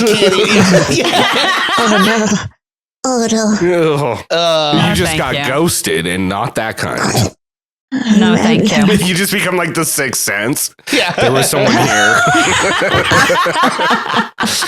My spidey sense is tingling. AKA, my butt is very warm. Oh my God. Sorry, guys. All right. So just getting back on track really quick, just recap from the daily. Leroy and Veronica get the win. The losers that are eligible for nomination, because it's a male elimination, is Adam, Brad, Steve, and Ryan. And then the middle group that will be voting is Tina, Ace, Cara, Jay, Nicole, and Derek. I love when they call out Tina. They were like, Tina will be wishy-washy, doesn't know how she'll vote anyway. And then she calls herself out later. I was like, this is hilarious. She's like, I wish it was better. Ryan also had an amazing Tina impression. He did. Yeah, he did. It's my line of the night, and it's right before we go into noms. Yeah. Oh, so it's okay. We got Ace's storytelling time. Dude, okay. Yes. What? First This of all, is old school challenge. He's like, I didn't think I'd upset anyone. Dude. You would have been better off pulling Brad's underwear over his head. Oh, Brad is pissed. You can see it in his beard. Yes. He just takes the hair tie and puts it on right there at the table. His beard just starts smoking. Yeah, literally, it was a smoking beard. Brad is sitting. It's starting to go Super Saiyan. You can feel it. You're like, oh my God. You're like, he's so upset right now. His mouth is shut, but the beard's just raw. He actually started blinking. Yeah. his eyes got real narrow. Oh my God. They weren't real big. He was so upset though. And to be fair, I don't blame him. That was some shit. Because the whole buildup was like telling this one thing, and then he like dropped it in the very last second of his story. I thought he just ran out of shit to say. He's like, so Brad, I knew exactly where this was going when within the first where he was talking about the one warrior who was sent in the first time and sent in over and over again. And I was like, oh, he's going to try to pitch to keep Steve out and probably put Brad in there with Adam. But what I loved most about this whole fucking scene wasn't even that moment at the table. It was Brad and Avery's conversation after, where Brad was explaining it. He's just telling this whole story about these challenge gods. And he was so emotionally damaged from this moment. He was. And it's like a stupid story. It was a sales pitch. That's that killed me. He goes, it was a sales pitch. It was so clear. And I don't think it was, but I don't blame you for thinking that. Yeah, it's I don't know that any part of that story was clear. Yeah. It was so funny when they're recapping it. He goes, you need to have the self-awareness to be not everyone's just had the same day you've had. And I was like, you tell him, Brad, empathy. Avery was trying so hard to not. The teacher in him really came out. Oh my God, when someone goes, Brad better be able to spell this. He's a teacher. I didn't know that. I thought he sold insurance for some reason. No, he's a teacher. I don't know. I don't know what he teaches. I think he's a math teacher or a gym teacher. Not a spelling teacher. Okay. Oh, I wish he was my gym teacher. And they only had hand towels. I don't know how I ended up in the boys' locker room. Oh, shit. Wow. I'm just surprised at no point, nobody was like, hey, shut the fuck up, dude. You know what I mean? Well, they let Ayana talk for 45 minutes in elimination. They had to give Ace his minute in the sun. But Leroy, both times, Leroy goes, so what I'm taking from that whole story is you want Brad and Steve or Adam to go in. That's why Leroy's king, because everyone's sitting there the fuck? Oh my God. Leroy. Leroy's the best, man. Just straight to the point. And then Ace is yep, exactly. I was like, oh my God. That was Leroy with the Ayana thing, just to bring it up, because it's one of the craziest things I've ever seen. She goes, and that's why I'm voting for Jasmine. He goes, wait, you literally just said I will never say Jasmine's name in this game. She goes, no, but you're not listening to me. I was like, oh my God. The ultimate irony is that Ayana was then saying that Leroy was cutting into Ace's time. We'll talk about my reasoning one-on-one later, because now you're cutting into Ace's time. What? That's being disrespectful to Ace. Oh my God, that scene's gold. I've watched it a few times. I'm like, what is going on here? I know not everybody is a fan, but Ayana could be on every fucking season for me. Every single season, I would watch it religiously. Oh my God. She was a hurricane early this season. Every season, think about the Greek salad in All Stars 2. Yeah, I guess you're right. I totally forgot about that, actually. Yeah, and her and Jasmine, like they are just oil and water in that house. I love Jasmine, though. I'm always team Jasmine. I love Jasmine. Yeah. She keeps getting these eliminations that I'm like, oh, poor Jasmine. Have you guys listened to her MTV podcast interview? I haven't yet. You have to. It was. So I don't know why I normally listen to them like as soon as they come out, and this season I just haven't been. But hers I did listen to the other day, and I was like, I just fucking love her. Like she's just so entertaining. Yeah. And she's just real. Like she is who she is. Yeah. And I just love her for that. Yeah. That's this whole. Oh, so I'm getting aggressive over here now. This whole cast, they're so authentic, and I think that's why I like them so much. I feel like it's the All-Stars. A lot of the times, the newer seasons, they're on there with a character in their mind. Yeah. And that's what they're sticking to. And our good old OGs, they are who they are. Yeah. And it is what it is. They aren't playing for a callback. Yeah. No, you're right. They're not. Well, and if you really think about it, and I started really like thinking, because obviously we've talked about the difference from like, you know, the OG cast and like how they cast these days, the type of people they cast these days, you know, but it really took me a second to kind of break it down is like these days, right? We're getting a lot of like social media influencers and stuff like that cast on like the challenge and even other competition shows like this. It's not just the challenge that's changing the way that they cast. However, for like a social media influencer, when they come on the show and they've already got like 250, 500,000, they already have an image that they have to uphold to, right? Our OGs are famous because of their original image and that we love them for that. So that's what they continue to be for us. Whereas like these other people were, you know, made famous, you know, quote unquote famous for this image that they portray online. And so they have to now go on TV and carry that. And that's just kind of like how I've been looking at it lately. And again, it still sucks. Like I really wish that we would go back to the days where they would cast, and it doesn't even have to be every season, but if they would do like a season every now and then where they just cast people off the street where like normal people. Fresh meat 3. Fresh meat 3. And instead of going on to Instagram and looking for people who have like, you know, 150,000 followers, go find people that have no more than 5,000.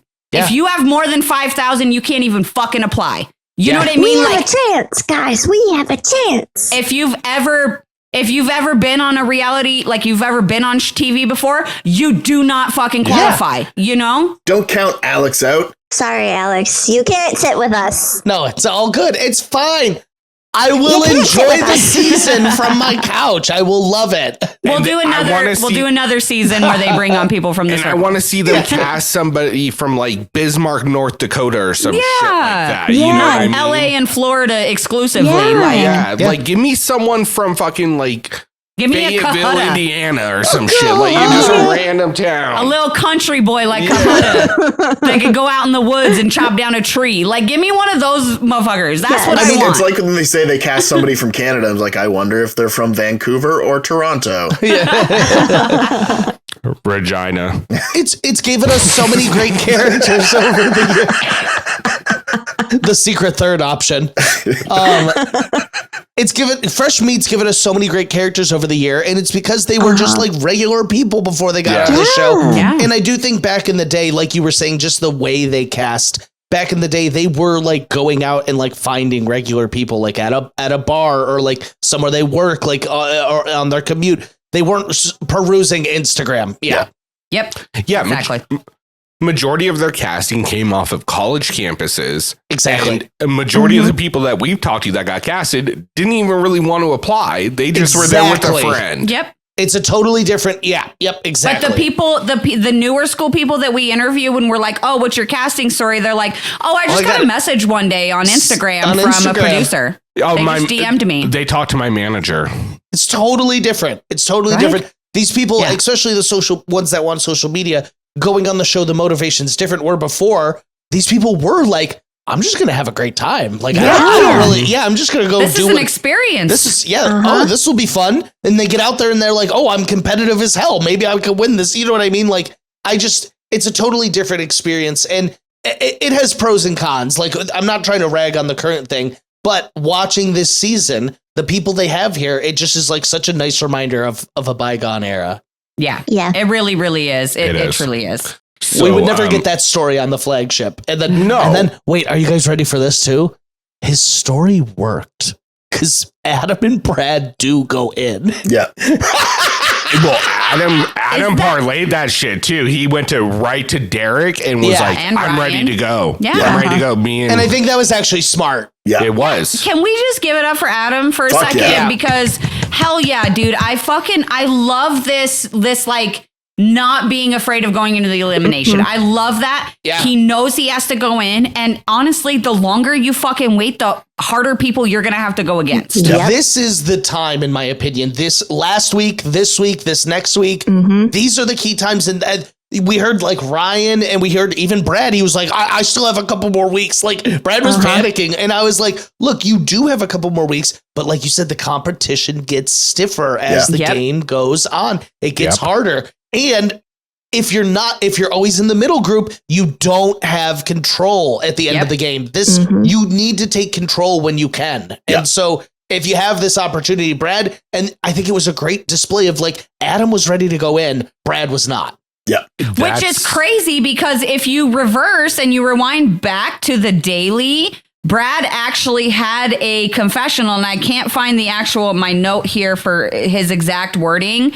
But he says something along the lines of like, didn't do very well. Did you find it? Yep. He says, I'm likely going to end up in the elimination, and I'll just take it as a positive for me to earn my star. Yeah, but the story ticked him off. So now he's like, I don't want to go in anymore. It was a fucking sales pitch. I don't like knights. He was funny too before the daily started when they were picking partners. Nobody was picking him, and he was like, Trivia King over here. TJ, why doesn't anyone want to partner with you, Brad? You know exactly why no one wants to partner with me. You know exactly why. But Flora, though, she was like, nobody picked me, and I don't give a fuck. I'm like, I love Flora so much. I almost thought TJ was going to be like, you know what, Brad, I'll be your partner. Flora's hosting. You can put the balls in the fucking cylinders for me while everybody gets jerked off. They're like, Brad, we're not even going to make you try this time. Come on over here. You do be the ball guy. Jesus. Oh, Brad. That's why the competition gets stiffer. Yeah. Oh my God. You know what? They just get harder and harder with these eliminations. They do. They do. Oh my God. Oh. I could keep this going, but probably should just keep the recap going. Anyway. So Adam goes and he like lets everybody know I'm ready. I want my star back. I want in the elimination, pass the word around. Yeah. Which, like I said, major props to Adam. I love seeing that like go-getter attitude. Go get that fucking star. Couldn't take Leroy's. Yeah. Nope. So and I love that too. I love that Leroy's was saying, because I'm a big fan of Adam. I'm a big fan of Leroy. So like I was very happy to see this situation where like Adam's putting himself in a situation where he's going to go in and get a star, but the other guy that I'm rooting for is his star is safe. So like I was very happy about that. Maximum drama. This whole situation though has me worried for Laurel. Because Laurel has been in the bottom multiple times and she's not getting voted in. Yeah. Yeah. Look, that's the thing. It's like she's going to have to win and go in is what it's going to be. She can do that though. I don't know. Or is she going to have to throw something? Yeah. I don't think Laurel actually has a throw bone in her. Well, even if she did, she's still relying on the middle group voting her in. So there's another step there. She's got to win. And I think that's her plan probably. Yeah. She almost has to win. And like, it's weird too, because it's almost like a double-edged sword, right? Because as the other people in the house, if I was one of the other people, I don't want Laurel in that fucking final. So I want her in elimination to go home. But at the same time, you give her a chance to, you give her a chance to get a star and secure her spot in that final. So it's like, do you block her or do you try to get rid of her? Like, how do you, almost the best approach is to block her. I think so too. And I bet you most people don't think that because you don't get these in most challenge seasons, you don't get a block opportunity like this. No. But that is the way you would beat like a Laurel, like a CT, like block them out completely. I think the only person who is probably thinking that right now is Cara, because she's the only one we have seen utilize that block Well, thing. it's because she's playing defense. Yeah. No, I know you're making fun of her, but no, you're actually right. It's because true, though, and even I don't think the men star holders are even thinking about it the same way Cara Maria is. Not. And so I actually think you're so right. Cara probably has figured out this whole block thing, and she's like, I'm gonna maybe keep Laurel from getting a star here if she just keeps getting in that middle group or bottom group. Yep. That was what was so surprising to me when she went to that elimination and she talked about giving it to Laurel. I was like, what the fuck? I know. I was like, that's a bad move. Don't give it to Laurel. Yeah, you're better off giving it to Cam. It's early, though. I actually like what she did with Jasmine. I thought it was a fine move. It worked out to be fine. In the moment, I didn't think it was, but it could have been bad. It could, because who's going to take Jasmine's star? I never would. I want her in the final. I'm going to take anybody else's besides, you know what I mean? Like Veronica is the only. Oh, interesting. See, I was thinking about it from the perspective of people would be like, oh, let me go against Jasmine to get the star. But you don't have to beat her to take her star. Oh, you're so right. That's such an interesting layer to this. So what we ended up saying, what we thought Cara should have done is she should have given. Oh my God. She should have given her star to Cam because Cam already has a massive target. So this would have just enlarged it because of all of her social game and her like crap at the nomination, whatever. And the other argument is Jasmine's star is never going to be safe. More than likely. Yeah. I mean, the only reason we haven't seen Veronica's get taken yet is because she was safe. Yeah. And I mean, that's the thing. You give it to Cam. Cam now has a bigger target. If your car, you give that star to Cam. And if they try to throw you in against her, you can more than likely beat her in elimination. Unlike giving it to Laurel, where that's a crapshoot if they throw you in. I bet you she's a little scared against Cam. I don't think Cam's... If it's anything but endurance... That's true. Yeah. Endurance, yeah. Maybe physical right now, but I don't know. Cam's got... She's a killer Cam. She is killer Cam. She's killer Cam. I wouldn't count her out. I would not count Cam out of an elimination. It's like this. It's like, it's a small window. It's not much, but if it's a puzzle or math-related, Cara is fucked. Yeah, you're screwed. Well, I mean, honestly, you could put a third grader in there in math, and Cara's not going to have a great time. You know what I mean? Oh my gosh. Me neither. Anyway, right. That's so what an interesting, and I guess I've like registered this in my brain, but like, it's hard playing defense in this. She's having Cara's moment last episode. Yeah, I'm putting it together like she was. Yeah. The epiphany. It's an interesting approach. I like it. You can only be so safe. And that's the thing is, like, if I were Steve and I had gotten that, I would look up there and be like, I'm going to give my star to Ryan, or the star I take. I'm going to give it to somebody that I think I can beat in a final. Yeah, the guys are not thinking about it the same way that, like... No, they all want to run together. They want their friends to run together, which, and that's fine. But I think that the women are being way more strategic with how they're kind of handing out and these stars and who they're allowing to go in to potentially get a star. I think they're definitely being way more strategic about it. But speaking of Ryan, this is where we get the amazing fucking confessional about Tina. And he's talking about, he's like, I'm nervous she's going to say my name and kind of be like, well, everybody was voting. So, It was so on brand. So on brand. Perfect. So Tina. It was so perfect. I know it's more than one line, but it's my line confessional of the night. It was amazing. Yeah, it was amazing. That's a fair one. Absolutely amazing.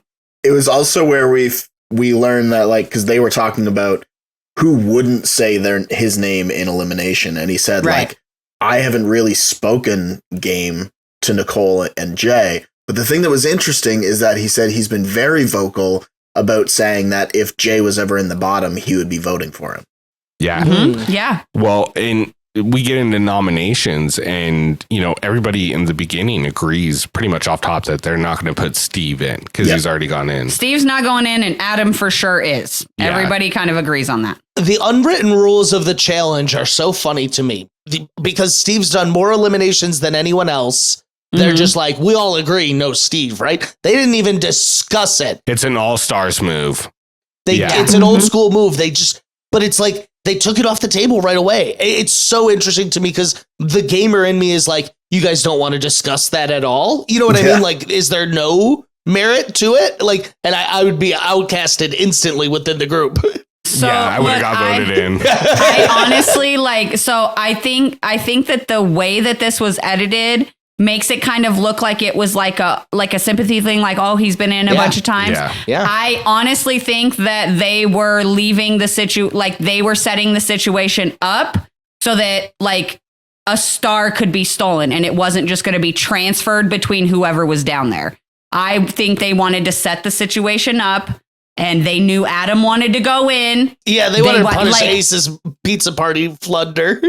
I really think that it was a little more strategic than just Steve has gone in a bunch of times, because we know these challengers don't give a fuck about how many times you go in or don't go in. Exactly. They don't care. Could it also be that they're friends with Adam? They don't want to send Steve in against Adam where Steve's come back every time. And that's what I'm saying is they wanted Ace's star to be able to be stolen. They didn't want Adam to have to go against his friend Steve. Like, I think that it was kind of a whole. Yeah. I think there was a lot more work put into the way that decision was made about absolutely no to Steve, absolutely yes to Adam. Yeah. I think there was a lot more work put into the house than what we were shown. And you know what? Derek kind of properly called this out because Ace is in this voting group. Ace just let this all happen. Yeah, Ace just sat back and was kind of like, well, my star's getting stolen this round. You're so right. If Steve's in there, then Ace's star is technically safe. Exactly. So, this is really interesting because Derek was like, do you not even want this star? Like, give it to me then. Because I really agreed with that. And now I'm seeing even more. I'm seeing even more how lackadaisical Ace was about this. Yeah. He was just laying on the couch and he doesn't even know what color it is. He doesn't know what color it is. Yeah. Goodness. So I wanted to say this because I've been thinking this every episode. Last episode kind of really drove it home. And then watching how he's playing through this game Derek might be my favorite for the men. What an underdog at the moment, but his head's always in the right place, I feel like. Yeah. He's always making the right game move. Oh, and how about when he was sprinting in the arena? Dude, he's a fucking gazelle. Yeah, he's impressive as an athlete that we haven't seen Smart before. As hell. Smart, yeah. He's so smart. He did so good in this. You know, he's been in the bottom maybe once on this? I think maybe once. But otherwise, he's pretty consistent. Once or twice a season. And I think they were like the team. He was last, and you're right.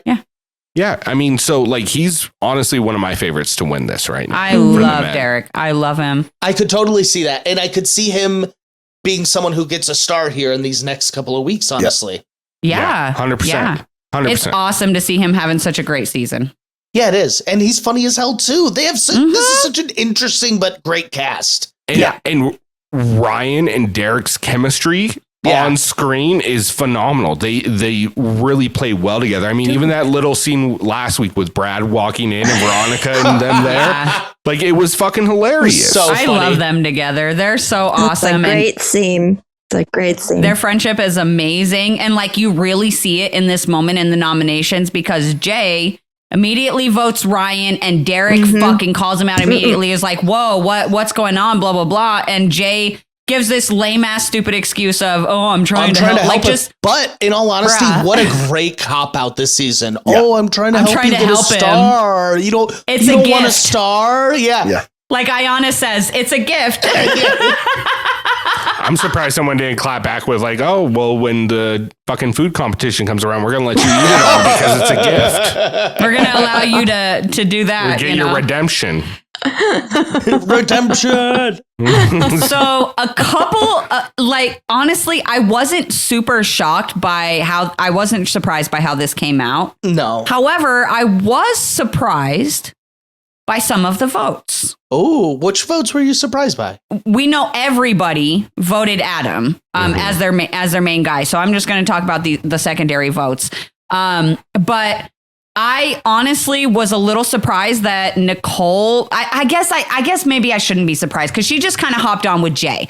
But it just seemed weird that Nicole like voted. That one just threw me off for some reason. Matter of factly as well. She was just like Ryan. I think she just followed whatever Jay did, honestly. Yeah. I think so too. But the one that really threw me off was Cara voting Brad. Okay, I was curious about that too, actually. Friends? I thought you were friends. Thought you were friends, and he was you so just sure. told him he's Brad. I really thought she was going to vote Steve. He was Brad was so sure that Cara would not say his name when she went in there. It's a gift. It's She's a like, gift. you'll get your star, Brad. It's not the first time Cara's thrown in one of her friends Oh. and ended their game. Look, and here's my thing. I just want to say They didn't highlight it at all. this exact same thing happened to her like 3 or 4 episodes ago, and she threw a motherfucking hissy fit. And I would just like to connect these dots. That's all I'm going to say. And leave it at that. I'm just going to leave it at that. It's okay for her to do, but not for people to do to her. So Do as fine. I say, not as I do. That one threw me off. And then the one that surprised me, but in a good way, was Tina burn voting on Steve. Oh, yeah. I was like, you know what?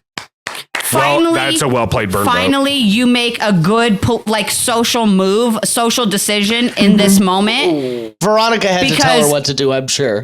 No, that was the best thing she could have done in that moment. It was. I wouldn't say it was the best. It was the best thing for her. But here's my thing. Let's not call it a great game move. It just wasn't a bad game move. No, I'm saying it was Tina her best political. Like her, Yeah, okay. That was her best social game she's made. For her game, that was her best I movie. still say Veronica told She her. has consistently. She might have. Yeah, she may have. She has consistently made really bad social calls, and to me, this was a good social move to just burn on Steve, give Adam what he wants, burn on Steve. That way, you're not voting Brad or Ryan. You're not like pissing anybody off. Yeah, and you know for sure the person that you are throwing your vote on is not going in any way, shape, or form. I'm going to go off on a little bit of a tangent right here. Oh. There's 2 things I'm a little bit upset about. One, that we didn't see a rekindling of the Tyree Jasmine relationship. For some reason, deep in my core, I feel like something's there between them. There's no proof or evidence of that, but that's just how I feel. You know what, Devin Simone? We need your matchmaker skills right there. I know what it is. Tyree went out first. There was no time to let things rekindle. Yeah, there wasn't. It was in the awkward stage. You don't talk to each other when you first see each other. Look at Laurel and Nicole. You need a couple weeks. It took time. That's the secret ingredient. They could have been in the sauna for 3 hours. That's the secret ingredient. God. Always. It's a chain. You lock them in there and you just add time. Yeah. The second thing is the fact that we didn't get Beth on this season with Veronica, Tina, and Rachel. That would have been just... It was probably in their contract. I'm fine with that. Right? No, could you imagine Tina and and Beth on this That season? still has a restraining order or something against Tina. We talked to Tina and we're like, That'd be funny. And I asked her, I was like, was the highlight of your career punching Beth? And she's like, fuck, yes, it was. Oh, man. So the votes end up breaking down that we're going to get Brad and Adam into elimination. Brad gets 3. All the other guys get 2 outside of Steve, who gets 1 vote. Ace can see the future. I like that Ace based his voting on the fact that Ryan dropped him food when they were isolating. Oh my God. Yeah. He's like, he dropped food down to me. That was it. I had that in my notes too. I had to rewind it. I go, What did he just say to me? He gave me snacks, so can't vote him. I love it. The way to a man's heart is through his stomach. As someone who really, really, really loves food, I back this decision. Yeah. Okay, I back up this decision. Look, I wanted to make sure tonight went smooth and she was in a good mood. And I was like, Did you feed her? I was like, you know what? I don't really want to go to the grocery store and then have to cook dinner. We're running short on time. How about I go get us tacos? Yeah. Tacos. I made tacos the other day. Love tacos. Can't go wrong with tacos. My tummy's so happy. My tummy is not, but let's keep it pushing. I can't wait to eat more when we're done. Elimination. There was literally no post noms, and it literally went from nominations right into the elimination. It was because Ace prepped the whole house, guys. Yeah, he did. He literally called it hours beforehand that these two gentlemen will be going in. Yeah. Okay, I have to ask you guys, did this episode feel like 48 minutes? Because it felt like 30. It felt like a 30-minute episode. It went by so quick. Yeah, it was a very quick episode. I definitely, like, when it got to the elimination, I was like... Is it done now? I was like, how fucking long is this elimination? We couldn't follow along with the elimination. There was just a lot of things, like spelling on trivia, we hated. Just kidding. Yeah. But, and then this elimination, while it was, like, interesting at first to watch, it got very repetitive very early. I was like, I don't know if they're clicking the right or wrong thing. Yeah. I will say, though, I am very glad that they brought this back because this was the elimination in case, like, and nobody's put it together. This is the one that we saw the setup, but we never actually got to hear about the game or see the game or anything. This was when Janelle left earlier in the season. Tina got her star, and there. Tina got her star for free. No. This is actually kind of cool, though. Like, I like It's cool. I liked it. I like the idea. I feel like it could have been. I would enjoy doing it. Yeah. Doing it. I wouldn't. I feel like they should have.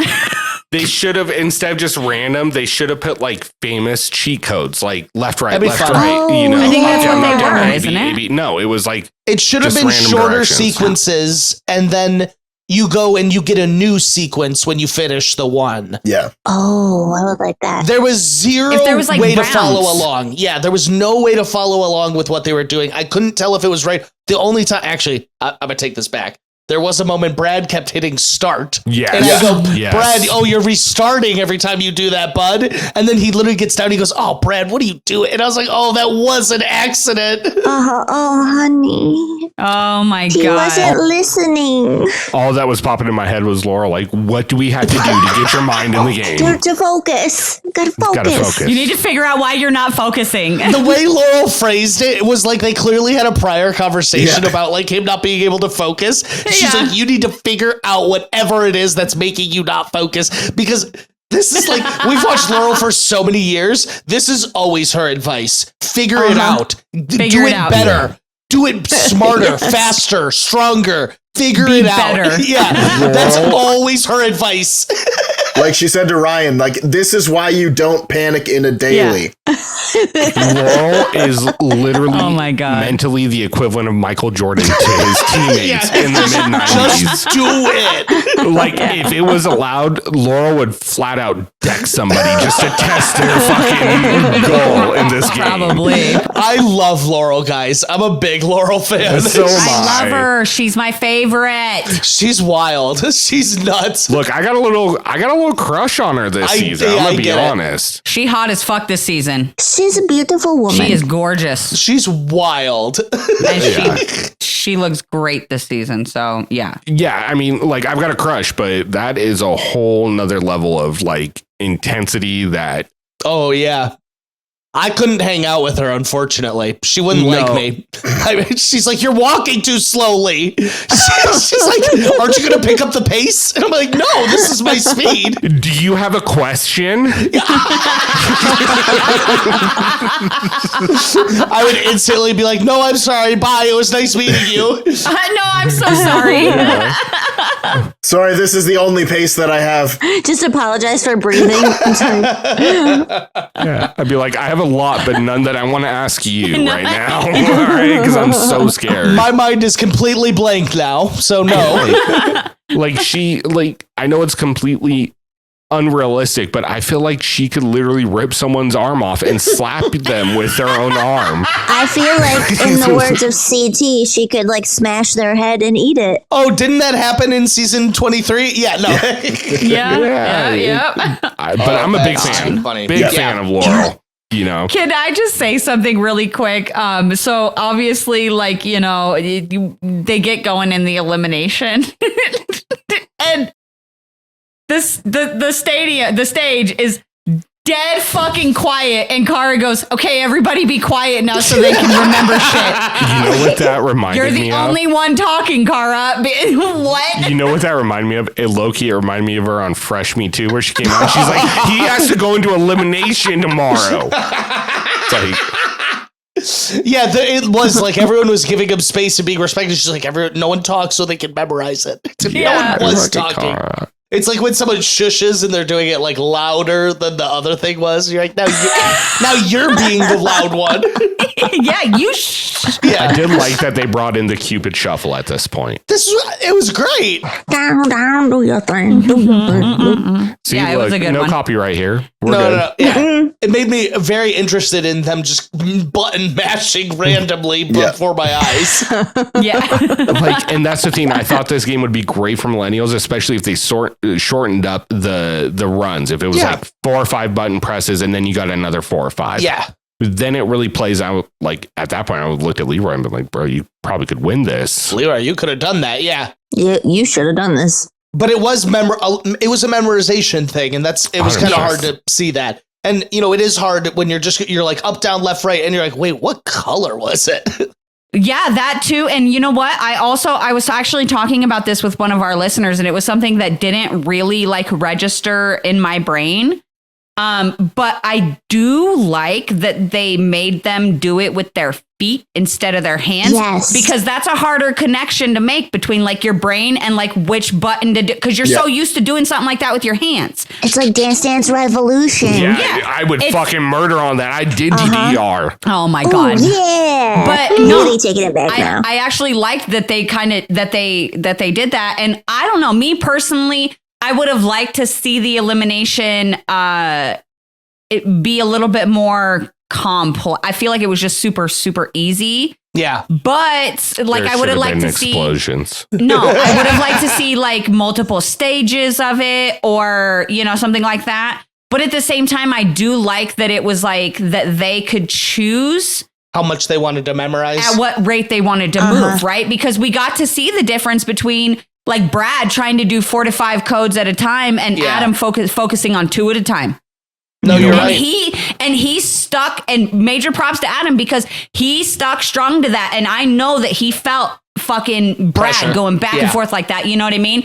And so it's like the fact that he still just stuck to it. He stayed calm. He didn't switch up his strategy. He knew what his goal was and he stayed focused on it like that. It was awesome. It was so major props to him. But at the same time, it was boring to watch. How much cooler would it have been if every time they pushed a button, it made a noise? Just putting that out there. Yeah, it should have. Yeah. It lit up. You got you're halfway there. Simon Says. Just give us a Nokia sound. That's all I need. Please.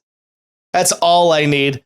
The little Mario jump sound. Yes. Boing, boing. Yeah. Anything. The duck hunt. That would have been great. Anything. Duck hunt. That would have been good. Yeah. Yeah. Yeah. At this point, look, Adam ends up, beating Brad at this. Yeah. As much as I was sad to see Brad go, he was kind of my preseason pick as well on the guy's side, right there with Leroy. Roy Lee. But, and then, Adam gets to decide, whose star he's going to take. And chooses, never would have guessed Ace. What a dummy, Ace. Yeah. Like, he set himself up he was so submissive to this whole thing. He foretold it in the stars. It was written in the stars. You're going to take my star tonight.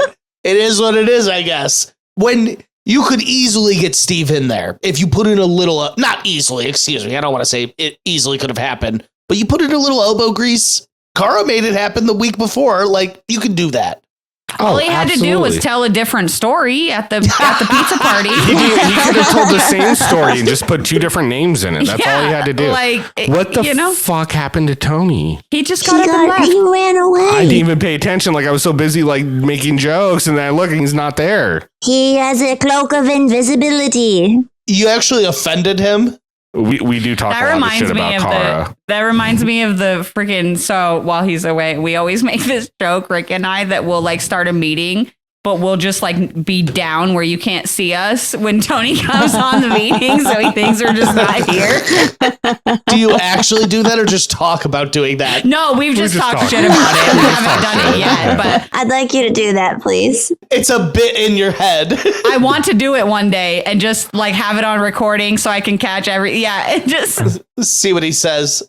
Mm-hmm. Or do it like in this situation where he just steps away for a second and then he comes back and we're all gone. Like, it would be so, you should have think about it all the time. Seen our other co-host Alexis. Her camera follows her, so she like tried to dip down, and the camera just went down with her. It's fucking great. That's so funny. Yeah, Alexis could never hide. I almost left mine on today for you, Rick, because I knew she wasn't here. And as soon as it zooms in, I'm like, oh, because it crops my face like so big, and I don't like it. It gets up and close and personal. It's too close. Yeah, I don't like it. See, I wouldn't even know what to do because there's always been two of us, so we got to sit back so you can catch us both in frame. Yeah. And nobody wants to close in on this. I've seen the messages that get sent in. Rick looks exactly like we thought he would. You know what? Fuck you two, all right? Fuck y'all. Just say I've got a fucking face for radio. It's all right. Katie's getting all kinds of compliments the last few days. I don't like it. Don't look at me. Don't look at me. Don't look at me. But look at put me. a mask up. I guess we're not waiting for him. Or no, while we're waiting, so we were talking about how they were dead silent during this elimination. Yeah. We're talking about how much we love Laurel. In the last one, when they're running in the stadium, Laurel the whole time was like, go! Yeah. Like she's the only one like cheering like with her full chest. It was so say it with your chest. It was so funny. And it was every single time. Yeah. When you get to the field, sprint. She was going hard, and I just love it because she just loves competition. You know what I mean? Yeah. Laurel needs to be a coach of something. I'm just going to be honest. Yes. She does. Oh, Laurel would be a great coach, actually. Probably not with small kids, though. Like, college you kids. need to figure it out, Tommy. Adults. You need to figure out what's making you not focus. Go coach women's basketball or something. Like, it would be perfect, you know? Yes. She played volleyball or something. Or volleyball. That's true, yeah. Yep. Softball? I don't know. She's volleyball. Something with balls. I think it's volleyball. Yeah. Oh, that's too funny. She's probably really good at bocce ball. Probably. I'm just throwing out random sports. I bet highlight is her shit. All right. Anyway, so Adam ends up taking Ace's star. Ace is apparently cool with this. I mean, whatever. What's he going to do either way, even if he was upset? No, look, and I get it because I said that to you in the moment when Derek makes the confessional in this moment and he's like, blah, blah, blah. I was like, what did he expect Ace to do? Like throw a fucking fit? But now that Alex points out, like, Ace didn't even try to get Steve's other star down there, making sure that his star would also be safe. Like, Ace could have made a move here. Ace just lackadaisical. I think he voted both these men in, too. Like, he just let it all happen. I think Adam, well, maybe not so much Adam, but I think Ace and Steve look at this game very differently than we expect most male competitors to play this game. I think you're right. I think they look at, especially Ace, he's looking at, like, I've known these guys almost 20 years. Like, what the fuck is a star? This is just a game. I want to be able to talk to these guys when I get out of this. Mm-hmm. Yeah. And that's how I think he approaches this game. I think you're right. Yeah, and that's fair. And it's totally fair. Like, it's old school, baby. Look, I love Ace. Yep. You know, it's just one of those things, like, when you're looking at the game from, like, a strategic standpoint, you're like, what the fuck? What are you doing? There was an option here. Yeah. But at the same time, I respect, having a line, and, I respect the game's not over. He Yeah. can there's still time. And that's true too. Game's not over. TJ says, he confirms we're just over halfway. So hell yeah. It kind of felt like a diss to me, if I'm being honest. He's like, we're just past halfway. I was like, TJ, I just missed my mark. I know. He's like, we're just past halfway, Alex. Cough, cough. I was like, I know. It was supposed to be last week. I'm sorry. I thought you were strategic. Yeah. No, you know what? Look, like I said, I knew the spoilers. And like, so as soon as the season hit and I started looking at the episodes, I started counting eliminations. I was like, oh, this is going to work because Midway's a double. Yeah. Alex is going to love that. I know. I had a wedding. It's okay. It happens. Dare you go to a wedding instead of hang out with us? Ugh, I know. This actually did work out better, though, because this episode gave us the opportunity to talk about the season as a whole, because not a lot happened, and there wasn't like one main focus other than Ace's horrible wedding speech. Wedding speech. That's timely for me. That's really good. Did you hear what he said, though, about Brad? He said Brad's still Superman. Aww. Just because you have a crush on him, Katie, he's not Superman. It's so sweet. I know he's not right now. Did he say it to his face or just in confessional? No, it was in a well, he did say it to his face. He said it when in the beginning of the episode. Well, Yeah, Brad was like, yeah, bullets still tear through me. Yes, he did. See, It reminds me of like Michael Scott. He's like, she's the nicest person I've ever known and has a really caring heart. I would never say it to her face, though. And Oscar's like, why wouldn't you say that to her face? It takes a lot of balls to do that. Yeah. Oh, man. But look, next season or next episode, fire. this is what we've been waiting for. This is why we sit through them choking on water and giggling uncontrollably. Like they've literally been just caught like red-handed. Yeah. Like they don't know they have mics on. Should I take my pants off? Okay, Nicole. No, that was really great game talk and for 3 hours in the sun. Shut the fuck up. I like how Veronica just came out and stared at him awkwardly like, I love when they get asked about it in confessionals. And Nicole's like, look, we both know what's going on is not good. And Laurel's just like, like Laurel has no response to it. Puppy love. Yeah. Just what the fuck? I do miss the old seasons where they just all got in a hot tub together. There was no shame. No. Everybody was naked. It's fine. Yeah, no, we're going to go hang out in the sauna for 3 hours. You're lucky you're still alive. Okay. Wait, Rick. The sauna was not on. Okay, No. just double checking. No, there's. I hope it wasn't. I'm just going by what I saw, and what I saw was Nicole came out and she was very flush with color. So that is indicative of. So the only thing that you can surmise is that the sauna was on. Is that the sauna was on for 3 hours. And you don't wear pants in the sauna. So that adds up. That checks. Yeah, so she was just informing her proper sauna etiquette. That we figured it out, guys. I'm going to make a joke, but you might have to cut it. But could you imagine Nicole moaning? Please cut that. Save the audience from that one. My God. That's it, partner. No.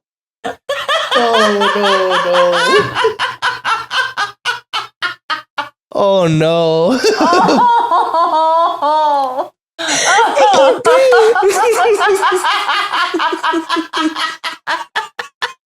And she has some sort of like spell over Laurel. Oh my like, God. She's like got some kind of like this is why I know that's like because she's such a fuckboy. Nicole's got fuckboy energy. Yeah. She's such a fuckboy. I bet you she has a whole fucking like iPod mini Every full of nothing but Drake's fucking songs. Yes. Corrina's gotta go. She's done. Corrina's done. Episode's over, guys. No, she just literally when Nicole talks about her relationship, she sounds like a fuckboy. Like, oh yeah. And when she talks to Laurel, she literally will be like, "We both know this is not good for us," but she's like, "I'm not gonna stop you though." Like, that's every fuckboy. Yeah. Mwah, mwah. This is so bad. Mwah, mwah. Even when she was talking about her poster, She's always like, "You're gonna get hung up on this. I'm gonna be fine." Like, she's trying. Like, it's so wild. Yeah. Flora called a fucking spade a spade with Nicole and said, "You like the fucking attention." Yeah. And that Nicole couldn't even deny it until she fucking finds a way to fix whatever that fucking is inside. That's why none of her relationships will work because she's always Very fuckboy energy. Yep. Mhm. Anyway, Okay, back to it. Back to it. Yeah. So look, the Laurel Cara explosion Holy fucking shitballs. I'm excited to see that. That's going to be absolutely banana sandwich, but they're like my parents. I don't like when they fight. I like when they're friends. I just don't. I want to see it, but I know it's going to be so one-sided. Well, it's going to be so personal too. It's going to get very personal between them, I feel like. Yeah. Well, but the part that I'm most excited about, and then also not as it's kind of a double-edged thing here, but is the Nicole versus Cara in the daily. That's what I'm excited for. However, I would also like to add in though that I really feel like we're being duped with an edit here because I really don't think they're going to get in any type of fight. It really looked like it though. They were really close to it though. They're going to say some words and it's going to be like, I really don't think that they're going to, Nicole does not want that smoke. I'm sorry. No, she does not. Cara would fuck that girl up. Or is it just part of the challenge though, where she's just like got to get back in the water? So Cara's like, okay, come at me, come and get me. Oh, that's a good point. You know, like, I didn't even think about that. They're not playing patty cake. That's the more likely explanation. Think we're down there playing patty cake? Okay, now it's passed. Anyway, but really quick, sorry, before we what? No, go ahead. Oh, Do you call him stupid again? sorry, before we start closing out the show with our final MVPs, I am curious, what are our mid-season winner picks? Yeah, this is what I come here for. Okay. Go ahead, Alex. You want to go first? Oh, man, I'm going to give a man and a woman just because it doesn't feel fair not to. So I think we should, yeah. I think I'm going want over any logic right now. I'm going with Leroy and Laurel. Double L. I think both of them have a great shot. Both of them would be strong in a final against most of these people. I see a path for both of them right now, and I really want one of them to win. I think that'd be great. I love that. I'm going to go man, woman, too. Same women, Laurel. Yeah. My men's choice is Derek. Yes, that's mine too. That's a great pick. It's a great pick. Look, I would love to see, and Leroy, it's like a 1A, 1B for me, because I would love to see either Leroy or Derek win. Yeah. But for me, like, just looking at their performance this season, I personally feel like Derek would have like a little, I'll give you that. I'm going to back you up on that. Derek and Laurel, man. I think that would be awesome. Okay. I like it. Go for it, Katie. Me? Me? Okay, I think I picked Lee in the beginning, and my heart wants to go with him, but I feel the same about Derek. He was my MVP. Yes. Was he last week or the week before? My brain. He was running last week in the stadium. I think it was. I think I did pick him last week. Yeah, I think so So too. I'm sticking with Derek, and then the girls hard for me because it was Rachel. Yeah, I know. Mine was too. She's not with us anymore. So I'm torn between Cam and Laurel. And I think I feel like Cam's gonna work her magic. So I like that. I'm going Derek and Cam. I like that. I would go 1A, 1B for Derek and Adam.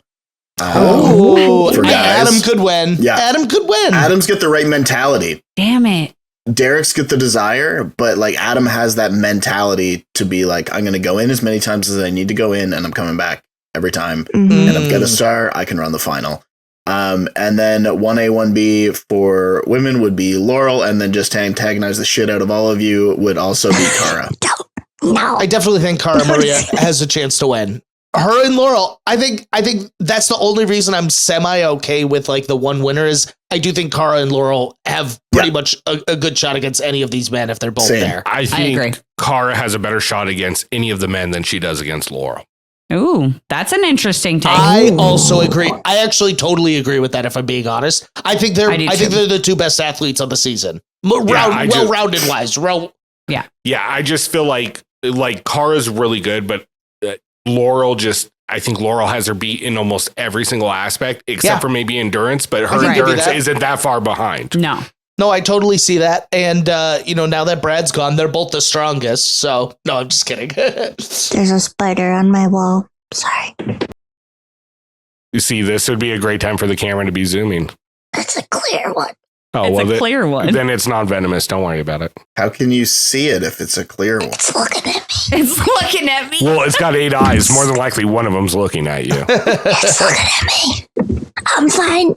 Everything's fine. Oh my gosh. Oh, you don't want to see Reno. We've got big ass wolf spiders and I saw her. We don't talk about it. She died. I saw. I'm sorry. don't be sorry. It's a fucking black widow.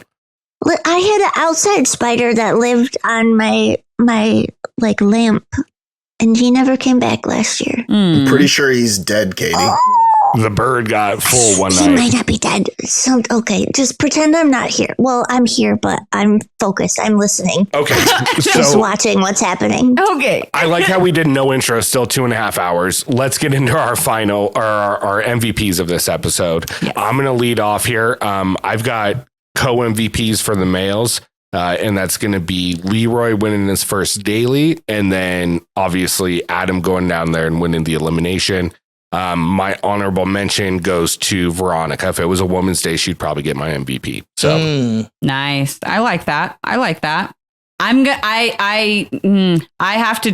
giving my MVP to Adam straight out. He freaking worked his ass off to get down into that elimination. Make sure he was down there with. I have a feeling he had something to do with making sure Brad went down.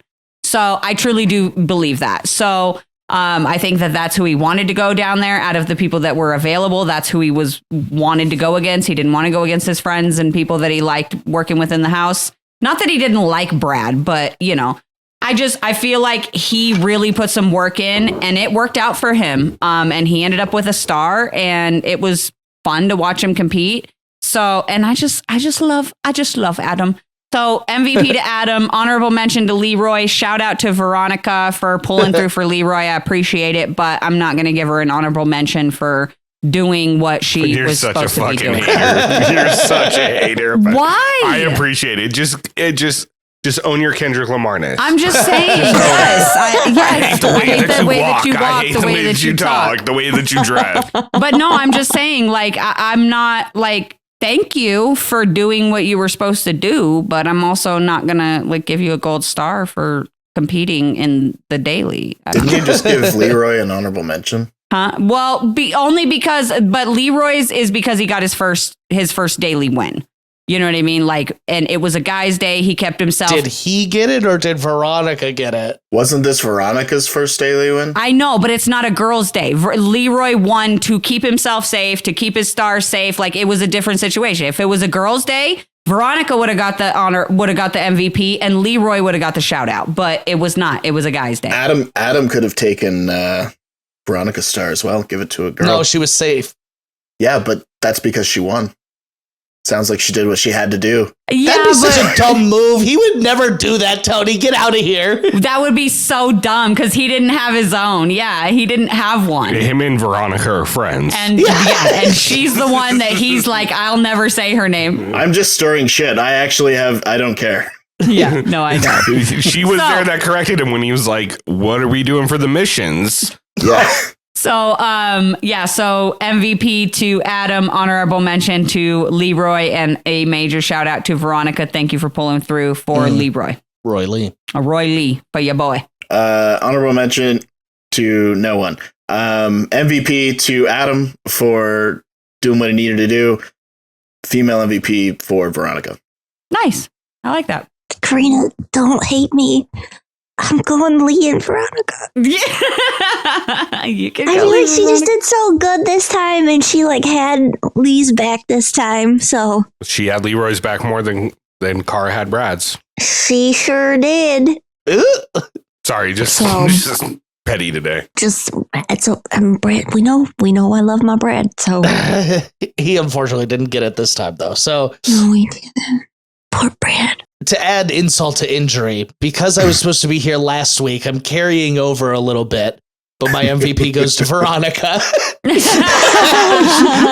She got herself out last week. It was in the recap, so I'm counting it. And she got Leroy that win. My actual MVP, though, is probably Adam. I really like that he took the story and said, I'll go in. And like you said, maybe when you say I'll go in, people are more open to who you want to go against. So I like that he sees the opportunity. I really think there is something to being ready for an elimination versus being forced to do an elimination. And he got his star, and Ace wasn't mad. So like, big wins all around for him. Yep. 100%. And I think it speaks to his social game too, because when he said he wanted to go in, everyone voted for him. Yeah. Every single one of them. But we've had it in the past where people have been like, I want to go in. And everyone's like, good for you. Yeah. I know that everyone's been saying my name. No, they haven't. No, you just said your name. Nobody. Everyone really likes Adam enough to honor his request. Yeah. And that speaks to his game. Or was this Ace's master plan and he deserves all our MVPs? Yeah, it was all Ace, actually. It's like that, the Minions poster or the Gru, and he's like, he ends up in the last one. He's like, "Oh, lose my star." He's like, "Uh-oh," and he left. Oh well. It's fine. Well, yeah, guys, that pretty much wraps it up. It was a good episode. Good first half of the season. I'm very excited to see this final. Yeah, I think we got a lot of competitors left, and that's what I like to see. Yeah, I'm interested to see if we're going to get a purge at some point. I was just going to say, you guys think we're going to get I think it'll have to. Either a purge or another double at least, you know? Maybe a double. And you know what? I actually always hope they would do this, and I feel like they never do. I really want them to purge a ton of people when it's final time. Yes. Like, hey, you didn't get your star. You missed your shot. Yes. Bye. Because I think that would really reinforce the, like, you got to go in when you have the chance. Yes. And know, like, this is your last shot. I don't want a warning. I want them all of a sudden, hey, if you don't have a star, pack your bags. Yeah. Like they think they're showing up for just a daily and it's actually the final. Yeah. No warning, like how Veronica voted Leroy in. I think that'd be real fun.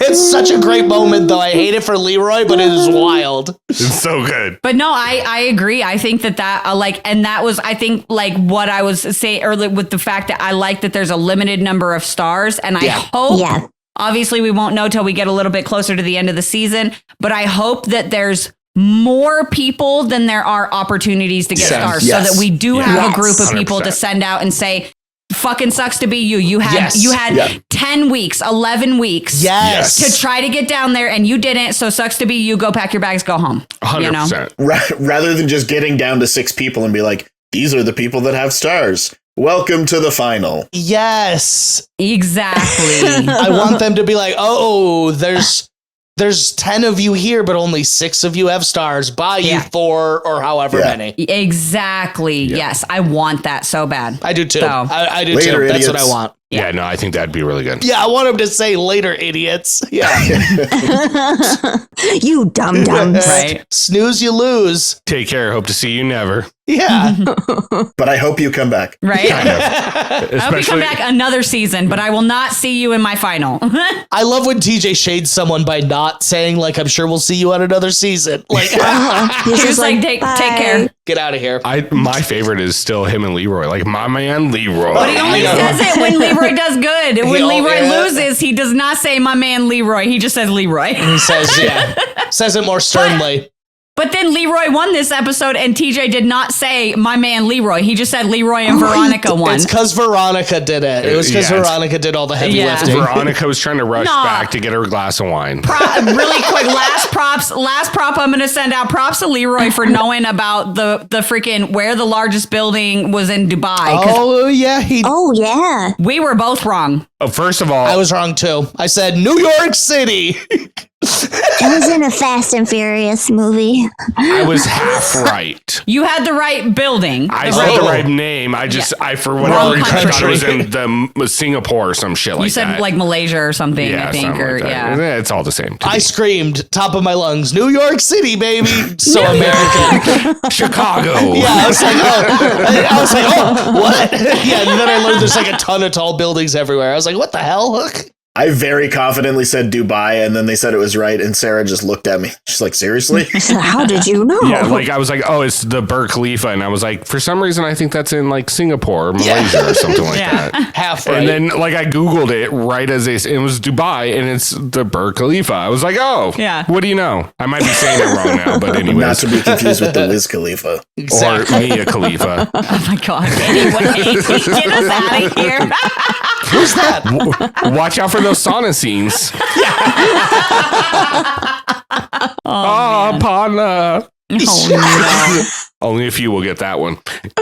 Anyways, guys, that wraps it up for this week. Episode 7 of the challenge, All Stars 4.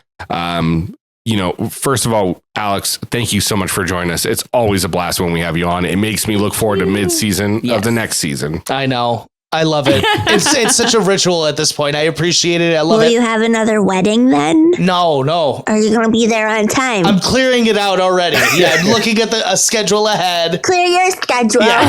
Okay. I mean, technically this is early because usually Alex doesn't show up till like episode 11 because we're going 23 episodes in. So true. This is kind of early for us. In the flagship, by the time I come, it is like we've seen like 2 seasons, and then by the time it finishes, it's like a whole new thing has happened, and I'm like, wow, this is crazy. Especially the last season when they did those phases too. I literally was like, this whole last part of the season is like it's all just it's blurry. It's very blurry.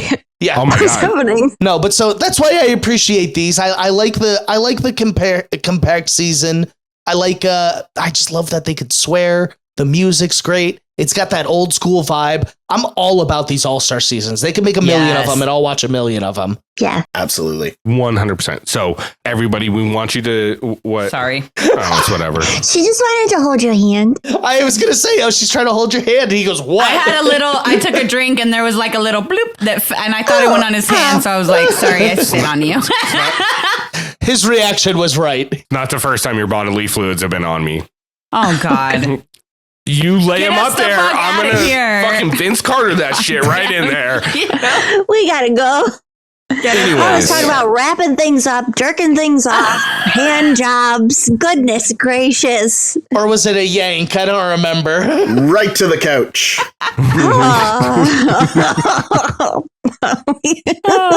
Don't forget to tip your waitresses, ladies and gents.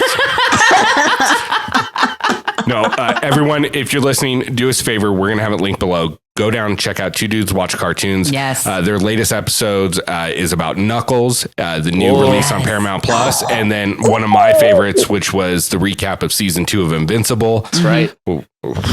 Fire. Really good. Yeah, there's a lot of good stuff. Fire emoji, fire emoji, fire That's emoji. what it was like. Yeah, no, go check it out if you enjoy it. But yeah, I always appreciate coming here, getting to talk some reality TV with you guys. My favorite. Oh, no, we appreciate it. We love having you on. Always. So that wraps it up for us. So for myself, Ricky Hayes, my beautiful wife, Corrina Hayes, Katie, Bad Blood Perhura, Tony Stats and Info Lance, and of course, Alex Brizard. We want to thank you guys so much for tuning in. If you enjoyed the episode, go ahead and hit subscribe, rate us 5 stars. Anything less, hit us up on Instagram. Do 10. Add Biodomer. Do 10. You know what? In fact, give us 5 stars, then go down into Two Dudes Watch Cartoons, give them 5 stars. So there you go. 10 stars There's for the 10. episode. Yeah, appreciate it. or the stars. Or as Nicole would say, give us all the ahs. All the eyes. Look, if you don't give us 5 stars, TJ will be disappointed in you, and he'll tell Santa. And he won't be mad, just disappointed. So there's that. Or as Nicole would say, Saha.